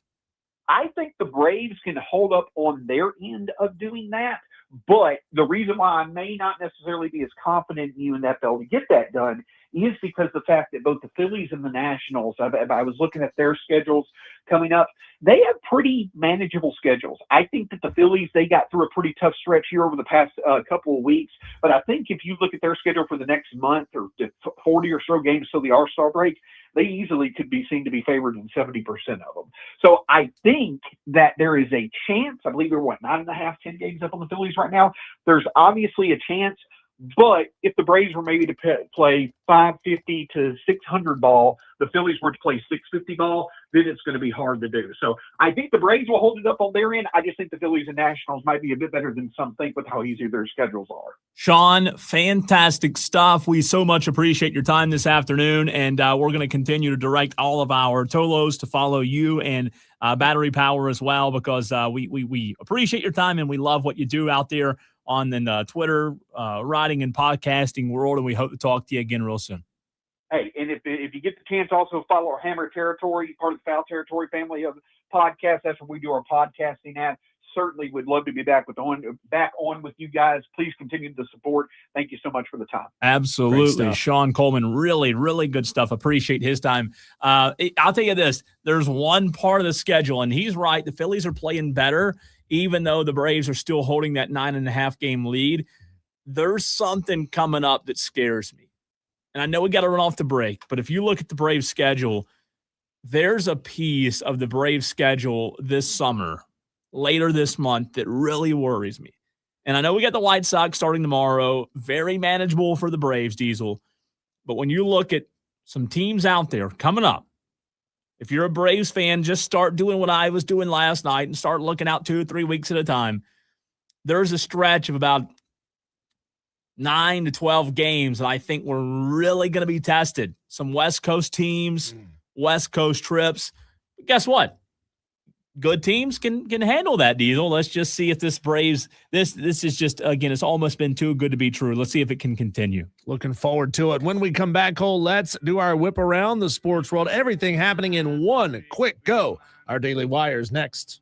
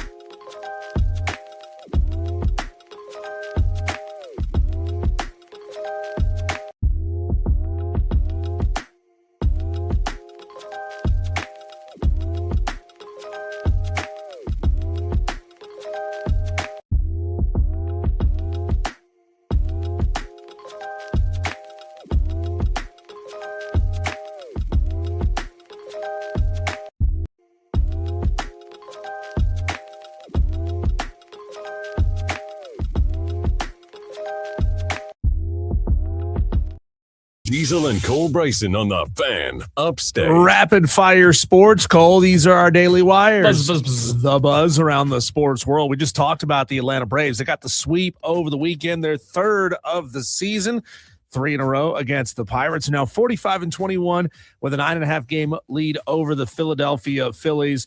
They're off today before a 3-game stint against the White Sox this week, and that's no pushover team either. You know what I hate about baseball? Being a fan, Diesel? Days off.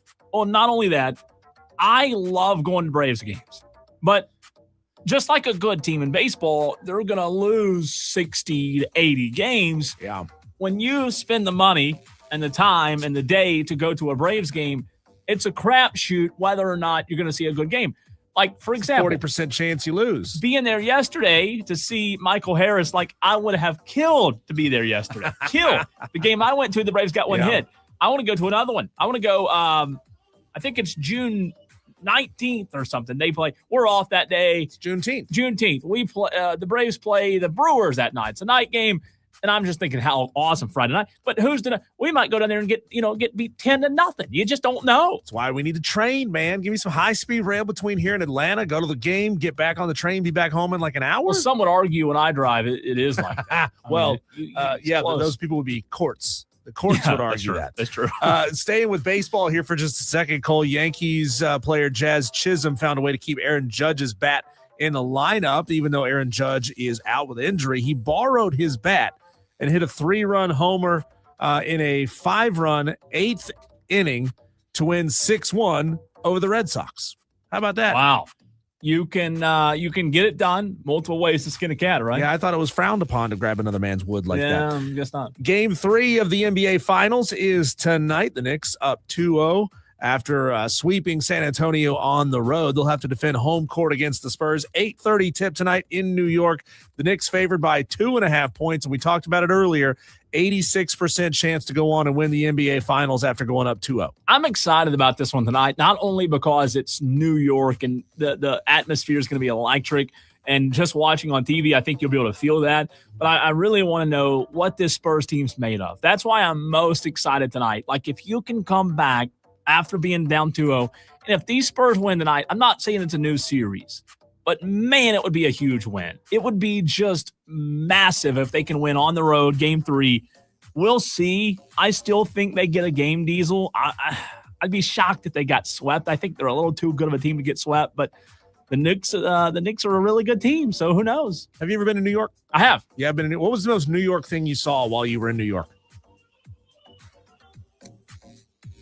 That is a good question. That is a good question. I saw 2 people come to nearly a fist fight over a parking space in a neighborhood in Brooklyn. It was hey, yo, what are you doing? Yeah. Hey, that's my space, you mother. I will say it's been 12 years since I've been. I went on a church mission trip kind of thing, and we went to Rikers Island. So I can say Rikers Island's pretty ridiculous, But I'll say this, even as a Southern guy, I like visiting. I wouldn't want to live there, but I like visiting. It's fun. I was there for a couple months. Good. Yeah. What about Katz Deli? Did you ever go to Katz? It's famous for. I didn't go to Katz. Several movies. I think it's KATZ. It's a long name, but I think it's Home Alone and several other. You can look it up. It's a very famous deli. I love that there's like a convenience store every 30 feet in that city. They call them bodegas, little convenience stores on the first floors of buildings. They're all over the place.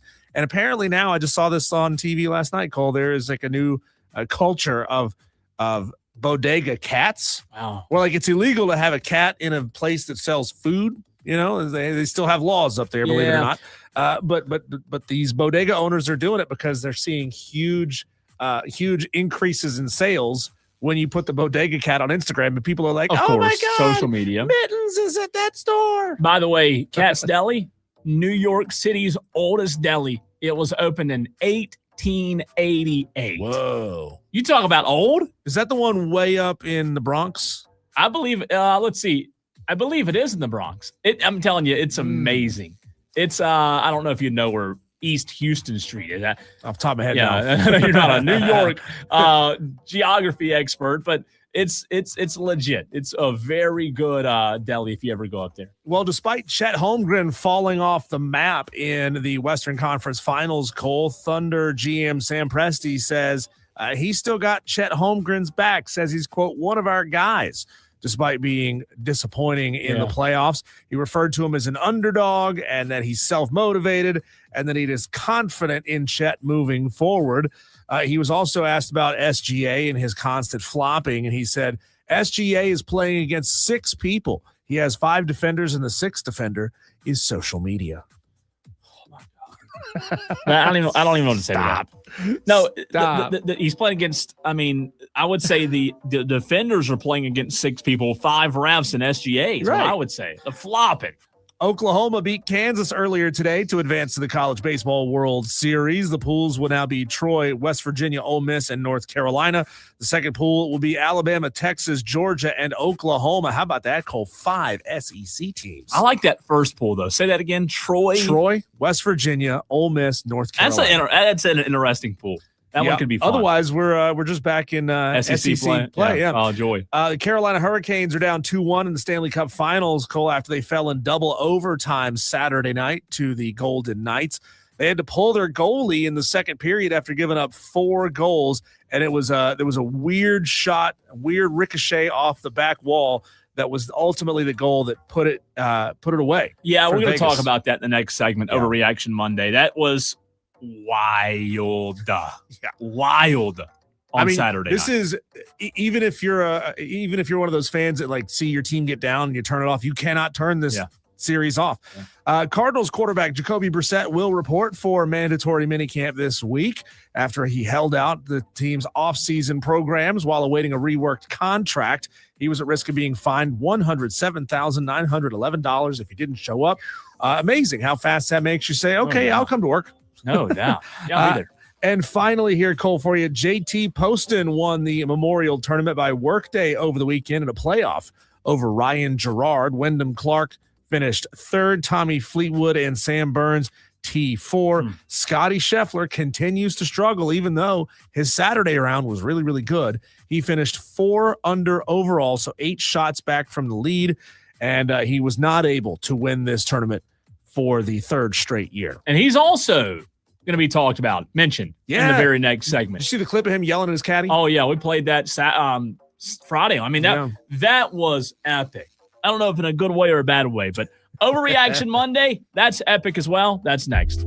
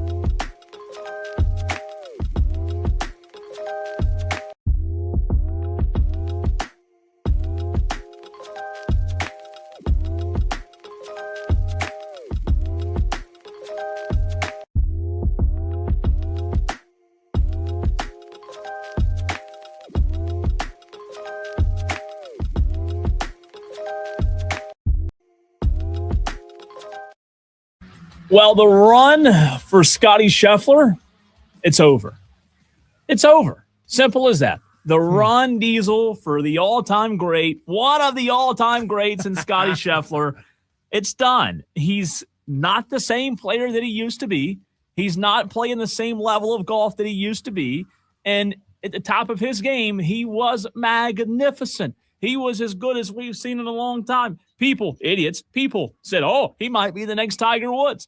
But I'm here to tell you, on this Overreaction Monday, his run is over. Does that mean he'll never win another major? Does that mean, Diesel, he'll never win another tournament? No. But when you look at the run he had, especially last year, and the way that he dominated the sport, his game is not where it once was.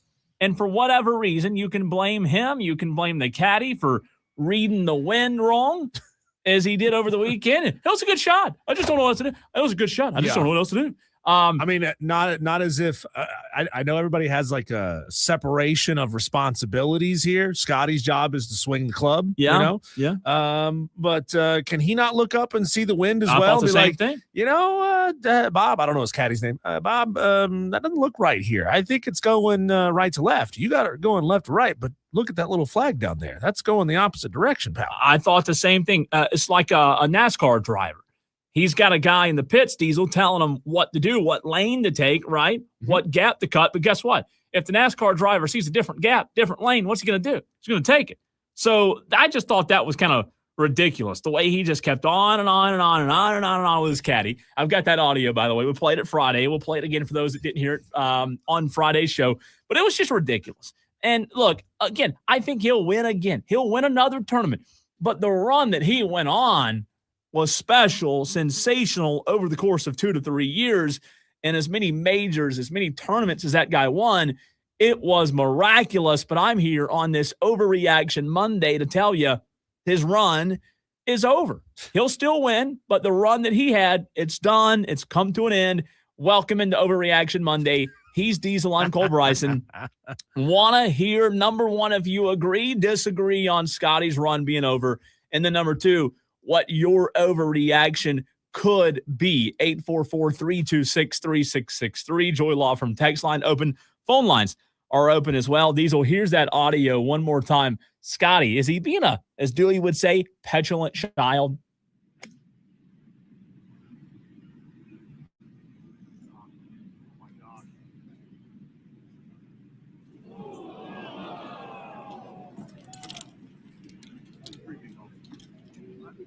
Thought that I was one. I don't know what to do. I can't hear a word you're saying. We get the wind wrong and I'm in the water. I don't think you understand how frustrating that is. Like, that was a good shot. It really was. Flushed it, like the line. Went hurting out of the right. Golly. I like that shot. I don't understand what I meant to do. I don't understand. I really don't. I mean, it was 5 yards short of the green, flush because it's into off the right, not right. Like, there's no way it could curve that much if the wind is helping me. It's so frustrating just to get this stuff wrong. And I'm hitting good shots and dropping from hazards. We cannot get the wind right. Is it safe to say that Scotty Scheffler will have a new caddy here soon? Where do I apply? Can I apply, Diesel? Yeah. I mean, what did Charlie James tell you that one time you asked him if you could caddy for him? He said, can you shut up and hold the bag? That's pretty much. I mean, I guess I can do that. I mean, obviously, he said it there. He used the word frustrated. Scotty is clearly frustrated. The season is not going the way that he wants it to. I think Scotty is blaming the wrong person. I'm telling you. Again, maybe I don't understand the real relationship between a caddy and a golfer. Maybe it's just like when you watch a rally race, and you got the co-driver there, and he's telling you turn by turn by turn exactly what the next turn is going to be, and you're moving so fast you don't have time to react to what you see. You have to react to what your spotter and your your co-driver's telling you. But I mean, come on, Scotty, you got all day to sit there and look at the wind and say, you know what, maybe I disagree with what you had to say there, pal. I'm telling you, he leaves up to his caddy, I guess, to dictate the wind. So there's my first overreaction. Scotty's run is done. You heard that audio. He's falling apart. Washed up by 30. He's washed up. I mean, he's just not the same guy anymore. He's just not. It's not there. As you age, your athletic prowess does go down. Yeah, it does. All right, let's go to the phone lines. 844-326-3663. Dan B up first. Dan, your overreaction is? Well, I guess I'll touch on the Scotty thing. It was kind of tough to hear. You hear him talking. Does the caddy ever even respond? Does he ever? I don't think so. Okay. I don't think. I would love if the caddy was like, "Yeah, this is my bad." No, maybe. I think he was just quietly just taking his butt whooping. I mean, do you want to be the caddy that's talking back to the world #1 player on the course? I don't know, man. Just sit there and blame me for your bad shot. Or Dan, what if the caddy just lost his ever-loving you-know-what? What if the caddy just lost it and went back at, throw the bag, make him carry it. You know what, Scotty? Screw you. Peace out. Find your own caddy. Bye. Carry your own bag. Yeah. But then didn't the next guy, didn't the next guy like put it like a foot from the hole? I don't know. Maybe I wasn't watching. I just saw the highlights. I wasn't watching either, but I thought it was the highlight. I could have sworn it was like the guy that shot right after him put it like a foot from the hole. That would have been bad. Look at you, Scotty. Yeah, it's your fault. Moving on to the Texas Tech player, man. Ooh. It's just another. I think now, like you said, every week we're gonna have something to talk about. Another addition to the dumpster fire that just keeps growing. That we're going to allow I don't know if he's convicted. I don't know if he ever went to court, like from a criminal case or anything like that. But if he's readily admitted that he bet on his own team, that should just get you kicked out, not by the NCAA, the team. The team should be like, bye. I mean, the NFL but he's a good player. Doesn't matter. He's a transfer in this year. He's never actually played down a football for Texas Tech. Okay. That's what's wild about it. They're going to the bat and willing to burn the sport down for a guy that's never played for you. And by the way, Dan, I don't know if you saw this. Diesel and I didn't get to mention it because it came out while we were talking to Sean Coleman of the Braves or about the Braves. Diesel, I mentioned this earlier in the show, joking about it. The Sorsby trial, not until February the 8th. So it's not going to change anything. No, it's after the national championship. After. Yeah, that's convenient. Very convenient. But, it's just more of the controversy of everything that's college football. It's just add to it. Dan, there's so many. I can't even keep track of all of the you're right. things we've talked about in the last 2 years that are killing sport. But Dan, should every team that's scheduled Texas Tech in football this year, should they all refuse to play them? I mean, it would be one heck of a statement. I mean, I would love to see it. I mean, I'm in for the chaos. If you're gonna breed the chaos, then let's go. Let's just make it no holds barred. I mean, let's be real. Let's look at this schedule. Not one of these teams is competing for a national title. Abilene Christian, Oregon State, Houston, Sam Houston, Colorado, Arizona State, Cincinnati, Arizona, West Virginia, Oklahoma State, Baylor, and TCU. Not one of these teams is competing for a national title this year. They could all forfeit their games against them and make one hell of a statement, say, we are not going to put our guys into a position where you could use inside information against us. Especially Cincinnati, because that's where he came from last year. Right. He had a good year at Cincinnati. So they should definitely be the one. Dan, thanks for the phone call, man. Well, hold on. NASCAR, sorry. Quick. Go ahead. My favorite driver beat your favorite driver again. Twice in a row, right? And between the Dover race, he's won 3 races. The All-Star race, 3 races in 4 weeks. So this week he's got Pocono, so he's decent there too. I thought it was a good race. A lot of people complain. They're like, "Oh, everybody just wants to watch crashes." But I tell you what, in a race where there's no crashes, everyone calls that a boring race. So that's true. You miss me with all that. But then other people are complaining about Prime when most people agree Prime is putting on such a great production. I like it. But then you get people in the comments of Jeff Gluck, and they're like, "Oh, I can't change the channel. I can't pause. I can't record." And like, oh my, seriously? Well, that's NASCAR, Dan. We've talked about that before. People find something every week. It's just it's the most complaining fan base every week. The car's color changes. The Prime, this. I mean, it's just every week. Exactly. So, yeah, that's all I got. Thanks, Dan. Good stuff, Dan. Good to talk to you. How about Dewey up next on Overreaction Monday, 844-326-3663. Long lost Dewey making his way back, Diesel. Dewey, what's your overreaction? First of all, Austin Riley, I say it 100 times, needs to be kicked off the team, traded, sent off in the Little League somewhere. He sucks. All he did was struck out yesterday. He's batting .209. He has a stupid haircut, and it's time for him to. It's time for him to go. Yeah, he's not playing good, is he? He is the weakest link on this team, and he what's your will name? be an offensive liability come October, should they make it October, which is no reason why they shouldn't, but who knows? The Phillies are making a comeback, so we'll see. They're playing good, but they're not playing anybody. They're not really playing good teams. The Phillies aren't. So I'm not worried about them. Do we just have a little faith? Our guess, didn't he say, Diesel? Sean Coleman said this is the time of year Austin Riley usually starts to heat up. Yeah, he turns it on this time of year. So are you willing to have a little more patience with Austin Riley through mid-July? Dewey.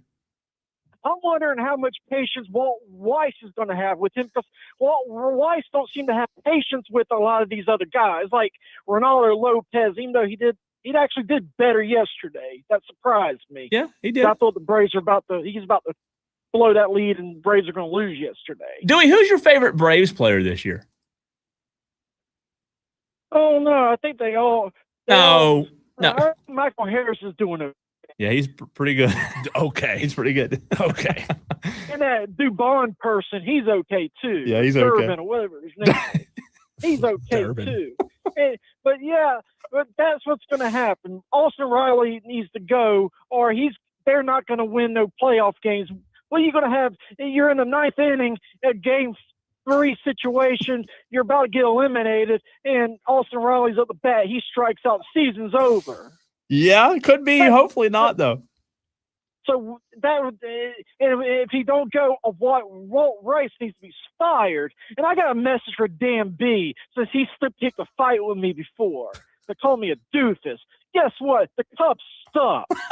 They lost 10 straight games the other week. They lost last night. They had a chance to win last night. They just suck. And Craig Counsell needs to be fired. Oh. You tell him, Dewey. Dewey's him. on one today, isn't God. he? He is on one. That's good stuff on Overreaction Monday. Going at Dan B now about the Cubs. Let's keep it going. Big shoes to fill, Diesel, for Tom in Somerville. Tom, good luck filling that. What's your overreaction? Well, Dewey's right about Austin Riley. He's been chanting that all year. It's time just to send him somewhere, because he ain't hitting the baseball. Now, guys, I think we got some clarity with the baseball coach, okay? Ooh. You know, it doesn't look like Schnall's going to be the guy anymore. As painful as that is, I can understand it. Now, it does appear that the next 2 candidates are going to be coaching this week. And the problem with that is, our luck, those 2 teams are going to end up playing in the national championship, and it's only going to get drug out even further. And, guys, the portal is still open, and there's nobody recruiting guys to come play here because we don't have a coach yet. Now, I did a lot of investigating this weekend. I sat down, had my CIA shades on. I had my newspaper cover my face so nobody knew who I was. And I heard a lot of interesting things. And, you know, I put myself in Jeremiah Dottie's shoes, okay?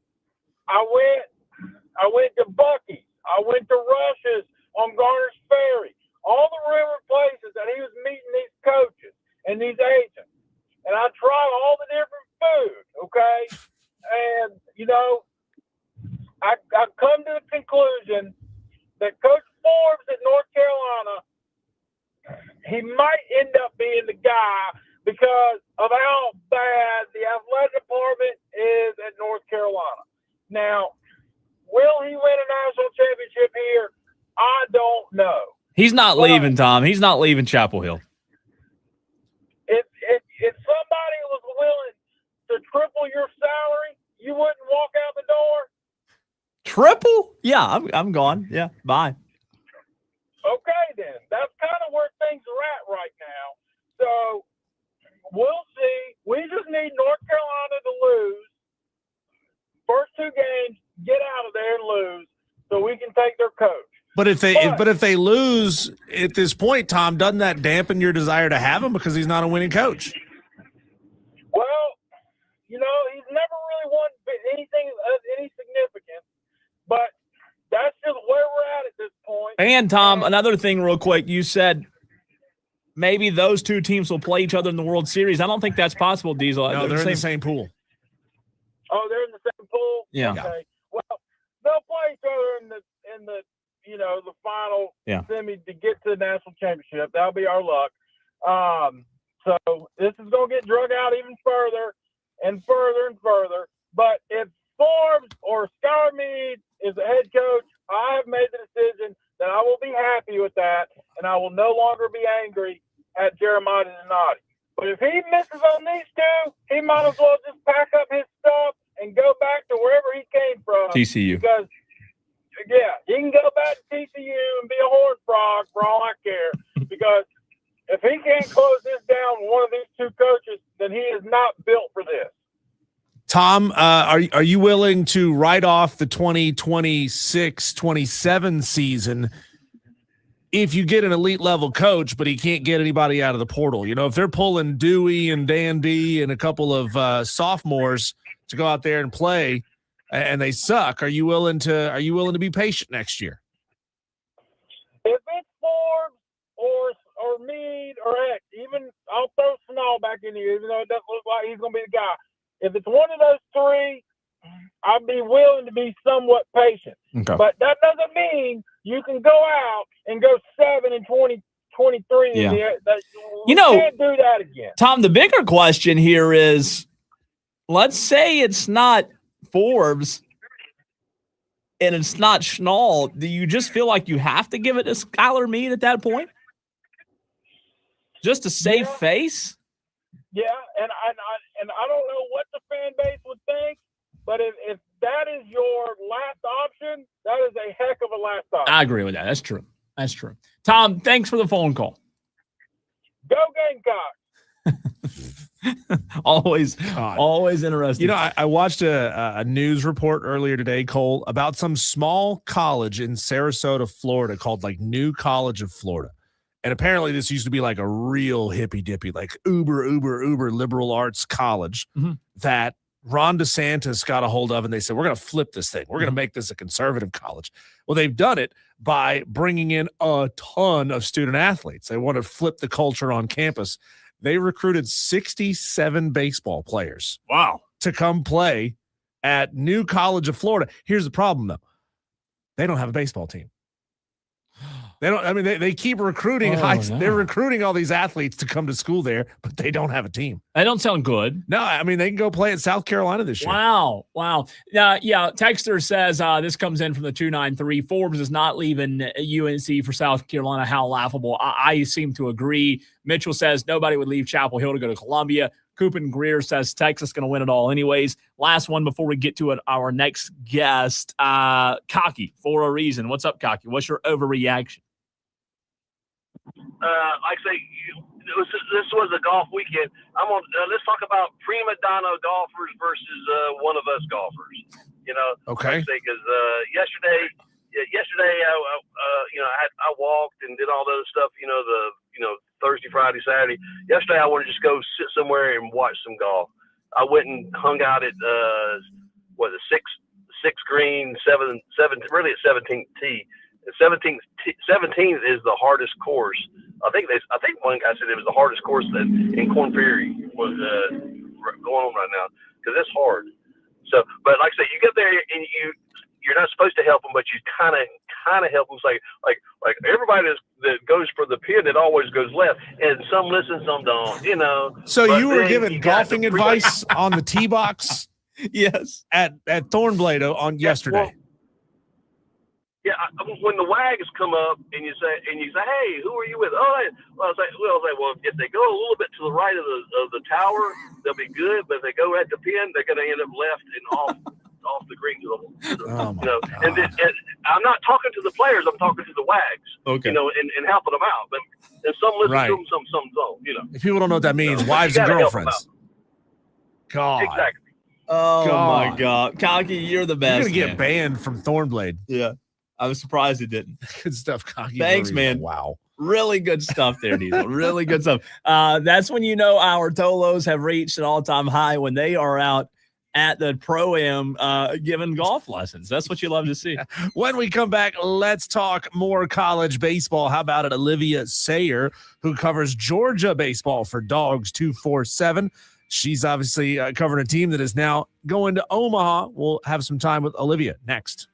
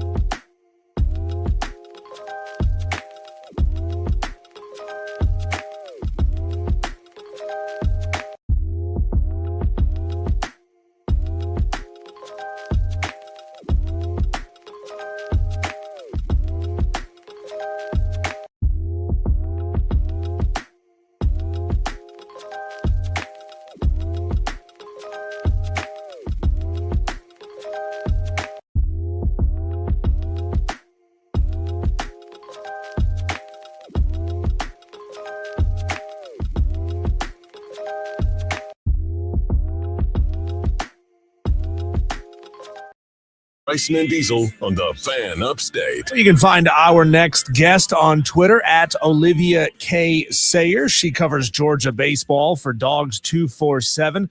First time joining the show. Olivia, great to talk to you for the first time.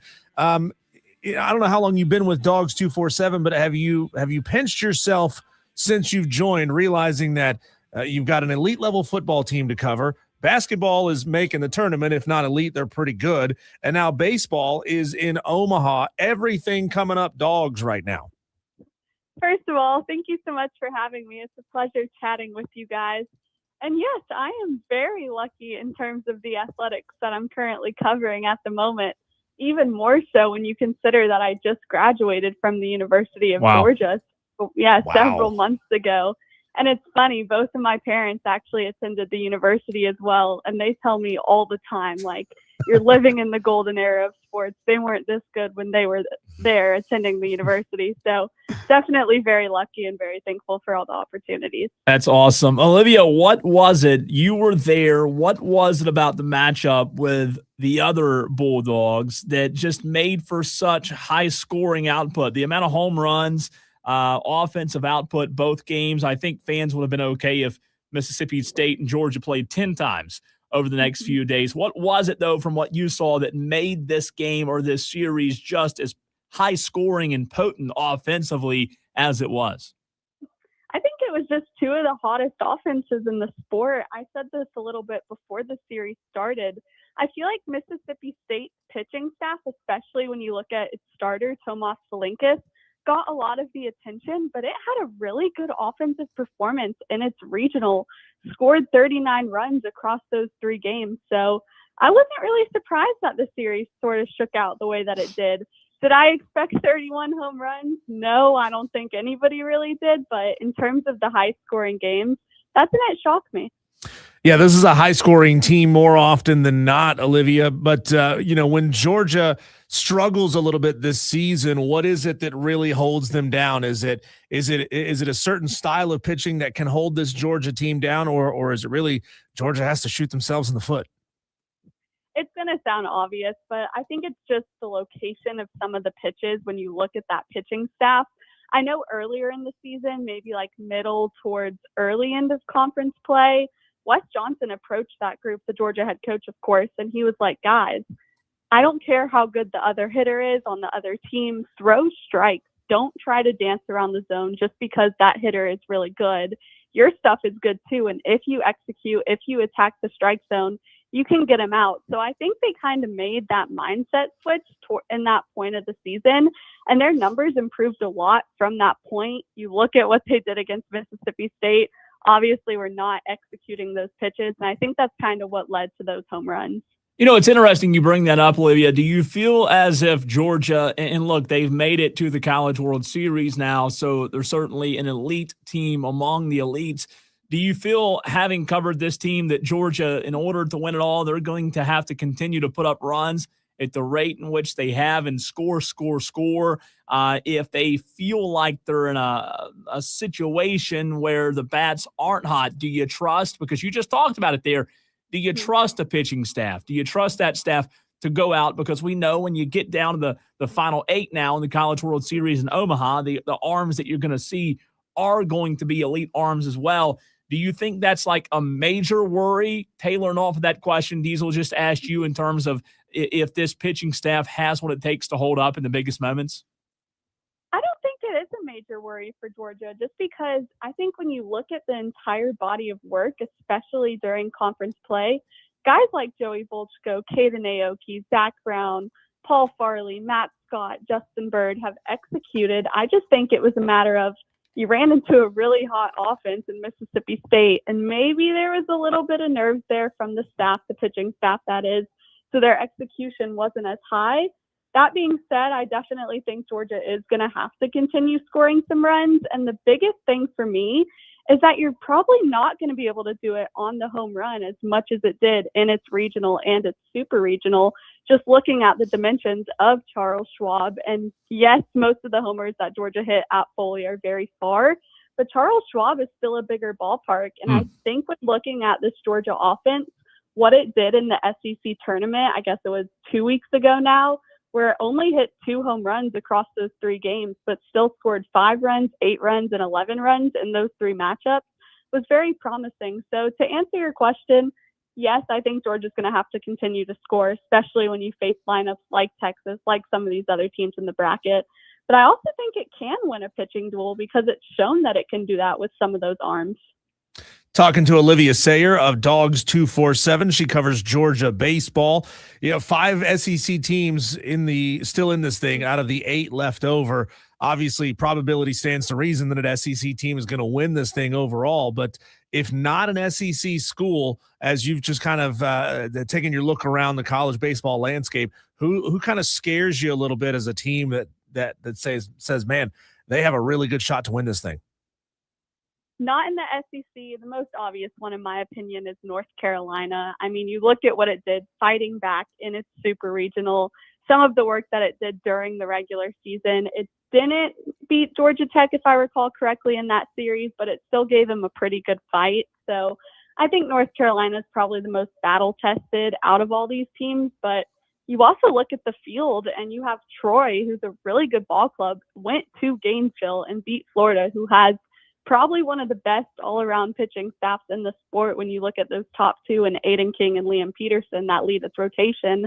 You look at West Virginia, who's incredibly hot right now. So I think it's going to be a really good field, and I think it'll be fun to watch. Is that an advantage, Olivia, or a disadvantage, having to go back through the gauntlet of the SEC one more time, per se? You're not having to play them all again, but with that pool, when you look at the SEC teams in it, to Diesel's question about the amount of SEC teams left, like do Georgia fans, in your opinion, feel better because they know the opponents, or is it more of a disadvantage because you have to beat good teams again? Well, the interesting thing is Georgia actually hasn't faced any of the SEC teams on its side of the bracket. Wow. Being Alabama, Texas, Oklahoma, and Georgia's the 4th one. So those 3. So it will be some new matchups for Georgia this year. But when you talk about the fans and you talk about the team, I don't really think anyone's going to say they'd rather face an SEC opponent, especially in baseball, just looking at the conference right now.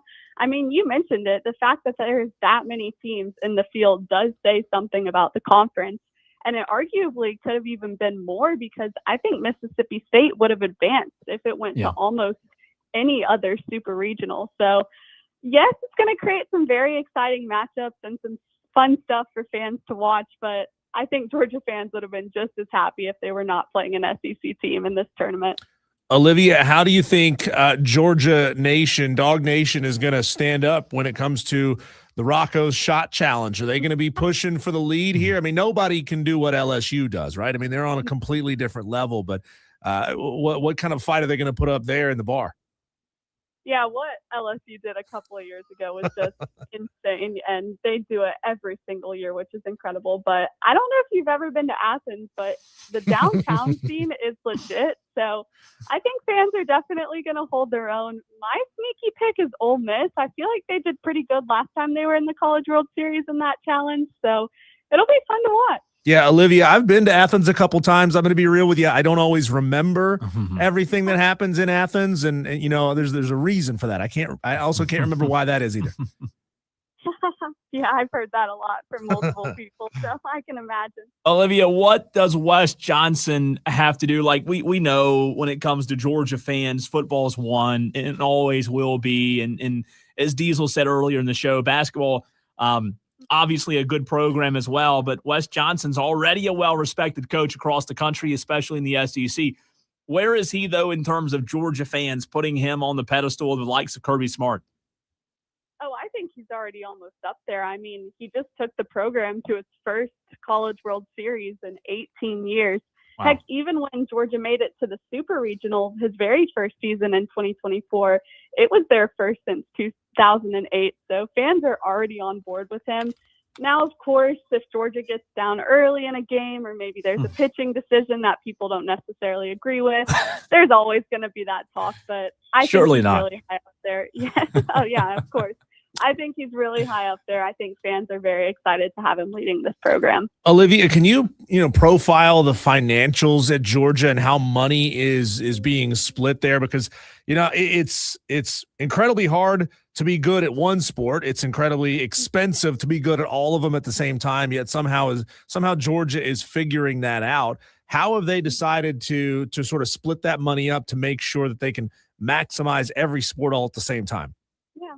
So I don't have the exact numbers and I don't want to speculate on all that stuff. But what I do know is that Wes Johnson decided to come to Georgia because he knew the university was willing to invest in the program.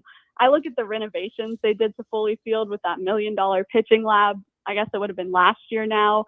Some of the seating, it switched to artificial turf because he preferred that due to the weather. So although Georgia might not be investing as much as, I don't know, say a Mississippi State and LSU where baseball is like their thing, Georgia's still investing in the program. And then on top of that, Wes Johnson mentioned yesterday that he's not looking for players who want a payday. He's looking for players who want a 12-year playing career. So even if they're not completely dishing out the checkbook to get a player to come to Georgia, he's still looking for good, talented players, and I think he's proven that he can get them. Olivia Sayer, Dogs 247. Olivia, my last question for you. This is a good Texas team. The Bulldogs will play on Saturday night at 8 o'clock. From what you've dug into, from what you've put together thus far, I'm sure you'll have a lot more as the days come on or get closer to Saturday. But what is it about this Texas-Georgia matchup? It feels like Diesel and I were talking about it earlier. It feels like a big matchup we would be previewing in October. But when it comes to the baseball diamond College World Series, still a massive stage in this double elimination round. What jumps off the page to you about this matchup in particular? Absolutely. I said before the weekend that I think Georgia-Mississippi State was the start of the College World Series, but Georgia-Texas might just be the best two teams left in the bracket. And when I look at Texas, especially the fact that Georgia's going to play it in its opening game, you have to start with that pitching staff, and it all starts with Dylan Volantis. I have his numbers pulled up here right in front of me. 2.03 ERA, only 27 walks, 126 strikeouts, and 88 innings, and that's across 15 starts. So really talented arm there, and Georgia's shown it can hit talented pitching, but it's going to have to stay within its approach at the plate, especially in a stage like the College World Series, not letting the lights get too bright, not start panicking and swinging for the fences if it gets down early. But that's definitely where it starts with Texas, is that pitching staff. And then you look at its closer and Sam Kozar, again, 1.65 ERA across 22 appearances with 12 walks and 71 strikeouts and 49 innings. So those two are what really make Texas go, in my opinion. And then you look at the offense, and the offense is still really good. 298 batting average. I mean, it started its super regional game against Oregon last night with back-to-back home runs. So very talented group there, and an overall really good squad that is probably one of the strongest teams left in the field, in my opinion. Olivia, I know this isn't your beat, so it's okay if you don't have an answer for this question. And obviously you got a lot on your mind. You're covering a team that's actively still in this thing, so you might not be paying attention to this. But what have been your thoughts from afar on the South Carolina search, a program that obviously was used to winning national titles and now apparently can't find a head coach? I'm saying that a little bit facetiously. But from a distance, what's your thought there? Yeah, it's been very interesting to follow because I thought for a while there they were going to go in the route of Coastal Carolina, and there was sort of some push and pull there with he's taking the job, he's interviewing the job, he's not interviewing the job. So it's been really interesting to follow, but I think South Carolina has proven the whole Paul Mainieri thing, it was a mess. Everyone's admitted it was a mess. Mainieri's still a very good coach. It just didn't work out for whatever reason in South Carolina. But I think the university has proven that they can have a good baseball program. I mean, correct me if I'm wrong, but I think fans were still showing up a little bit early in his tenure. So they have the support, and they definitely have talent, especially when you look at how the transfer portal is nowadays. They just got to get someone that fits within that culture and really is a player's coach, and I think they can find that. Olivia, fantastic stuff. Have fun this weekend. We appreciate your time this afternoon, and we'll talk to you again soon. Yeah, thank you so much for having me. It's always a pleasure. Olivia Sayer, Dogs 247, talking Georgia Bulldogs baseball, and that Georgia Texas one Saturday night. I mean, good baseball Friday, good baseball Saturday during the day, but I think like the Saturday night marquee, they got it right. I think that's the one that should be in that 8:00 spot on Saturday night. Man, it is invaluable to be able to thread the needle and be at your school right at the time where they're really good. Because I mean, think about all the fans and the alums who don't have that same experience as you. They may like have some fond memories thinking back on Georgia football or South Carolina baseball or whatever it may be. But man, to be there while all of it's happening all at the same time, you realize how lucky that is? Oh, it's really good timing. Really good timing. Diesel, you would be proud of me. I'll tell you why in the next segment.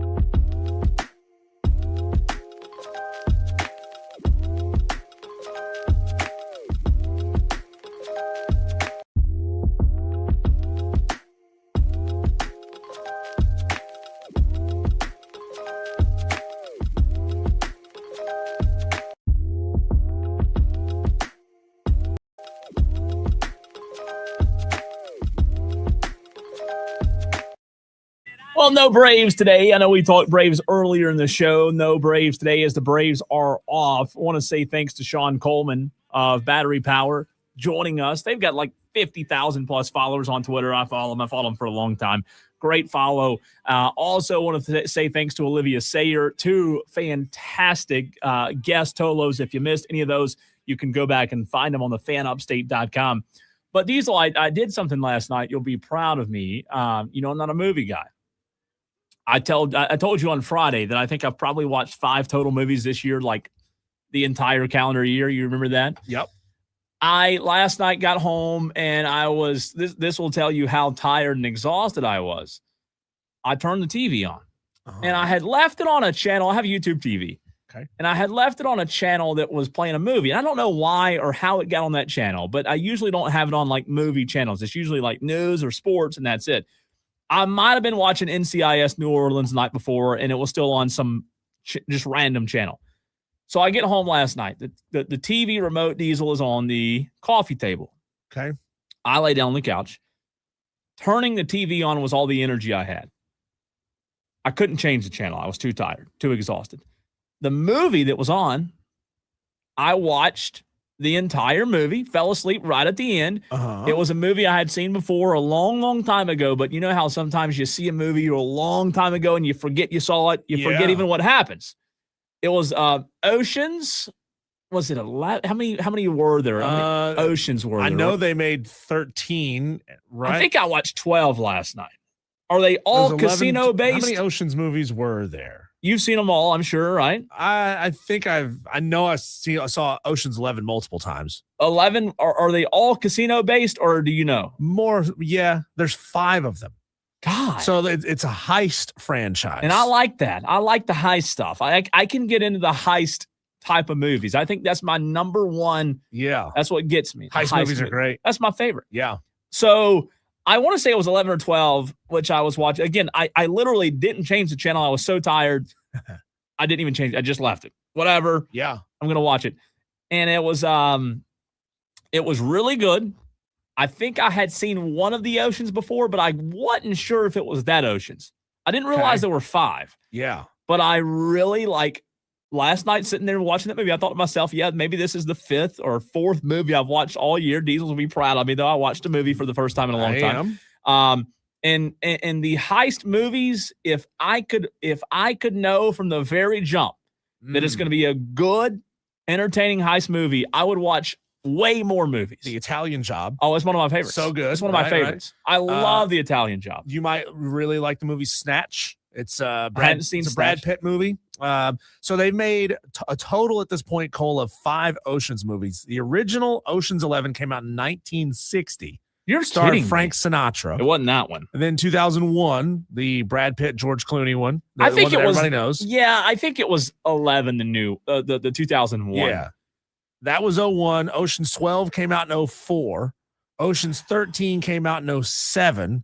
And then there was Oceans 8, an all-female spinoff of the Oceans franchise. Now, what I wouldn't know is how would I know the difference if I watched 11 or 12? It's the same cast?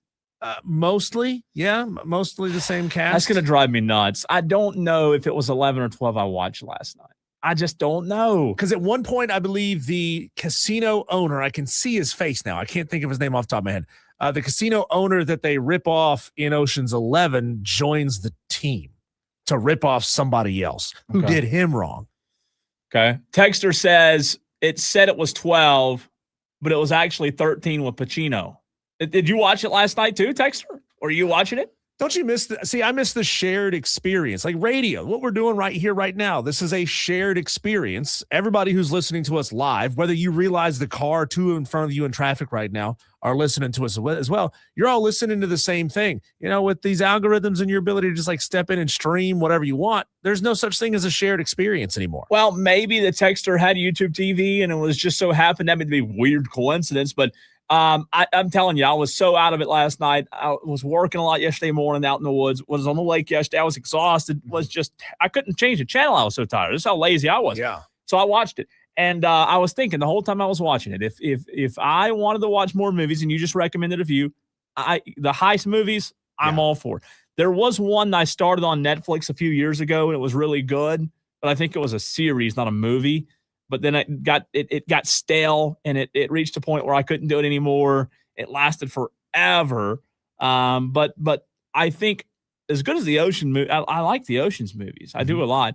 I still think I still think Italian Job is got to be at the top of my heist movie list, even though I haven't seen a ton of heist movies. You've seen Logan Lucky, right? No. You've never seen Logan Lucky? No. Well, you would love Logan Lucky because it's a NASCAR heist movie. Really? Stars Daniel Craig. You know, he was James Bond for a number of years, most recent James Bond, I guess. He is it's based on a true story, based on the rednecks that ripped off Charlotte Motor Speedway. No. Yeah. So I just asked ChatGPT what are the best heist movies. It says Ocean's 11, and I think that was what I watched last night. Heat, Robert De Niro, Heat's an Al amazing Pacino. movie. Yeah. I don't think I've seen that. Heat's an amazing movie. Italian Job. It was also from a different time period. You might think it's a smidge slow just because movies weren't quite as breakneck, cut. It does mention Logan Lucky, Hell or High Water, American Animals, The Town, Inside Man, Inception. You've heard of these? Inside Man's amazing. So Inside Man's really, really that's good. I think it took me a while, but I think I found my niche. If I can go, if heist movies, that's what gets me. Well, if you love the Ocean's movies, you need to watch Logan Lucky. Number one, NASCAR related. Number two, it's the same director as Ocean's. Oh, I like it a lot. Steven Soderbergh, same guy. So if you like the style, you're going to like that movie too. And it's just a really good movie. Yeah, I'm for it. Funny. I'm for it. So I figured you'd be proud. I watched the movie for the first time in months. How about yesterday? that? Believe it or not. How about that? You had to fall asleep on the remote to get there, but I'm proud of you nonetheless. That's right. When we come back, Cole, let's jump back into a conversation from earlier with the college baseball World Series now set. The 8 teams they're in. Let's jump into it. Some of our biggest reactions from over the weekend next. Now red, he's the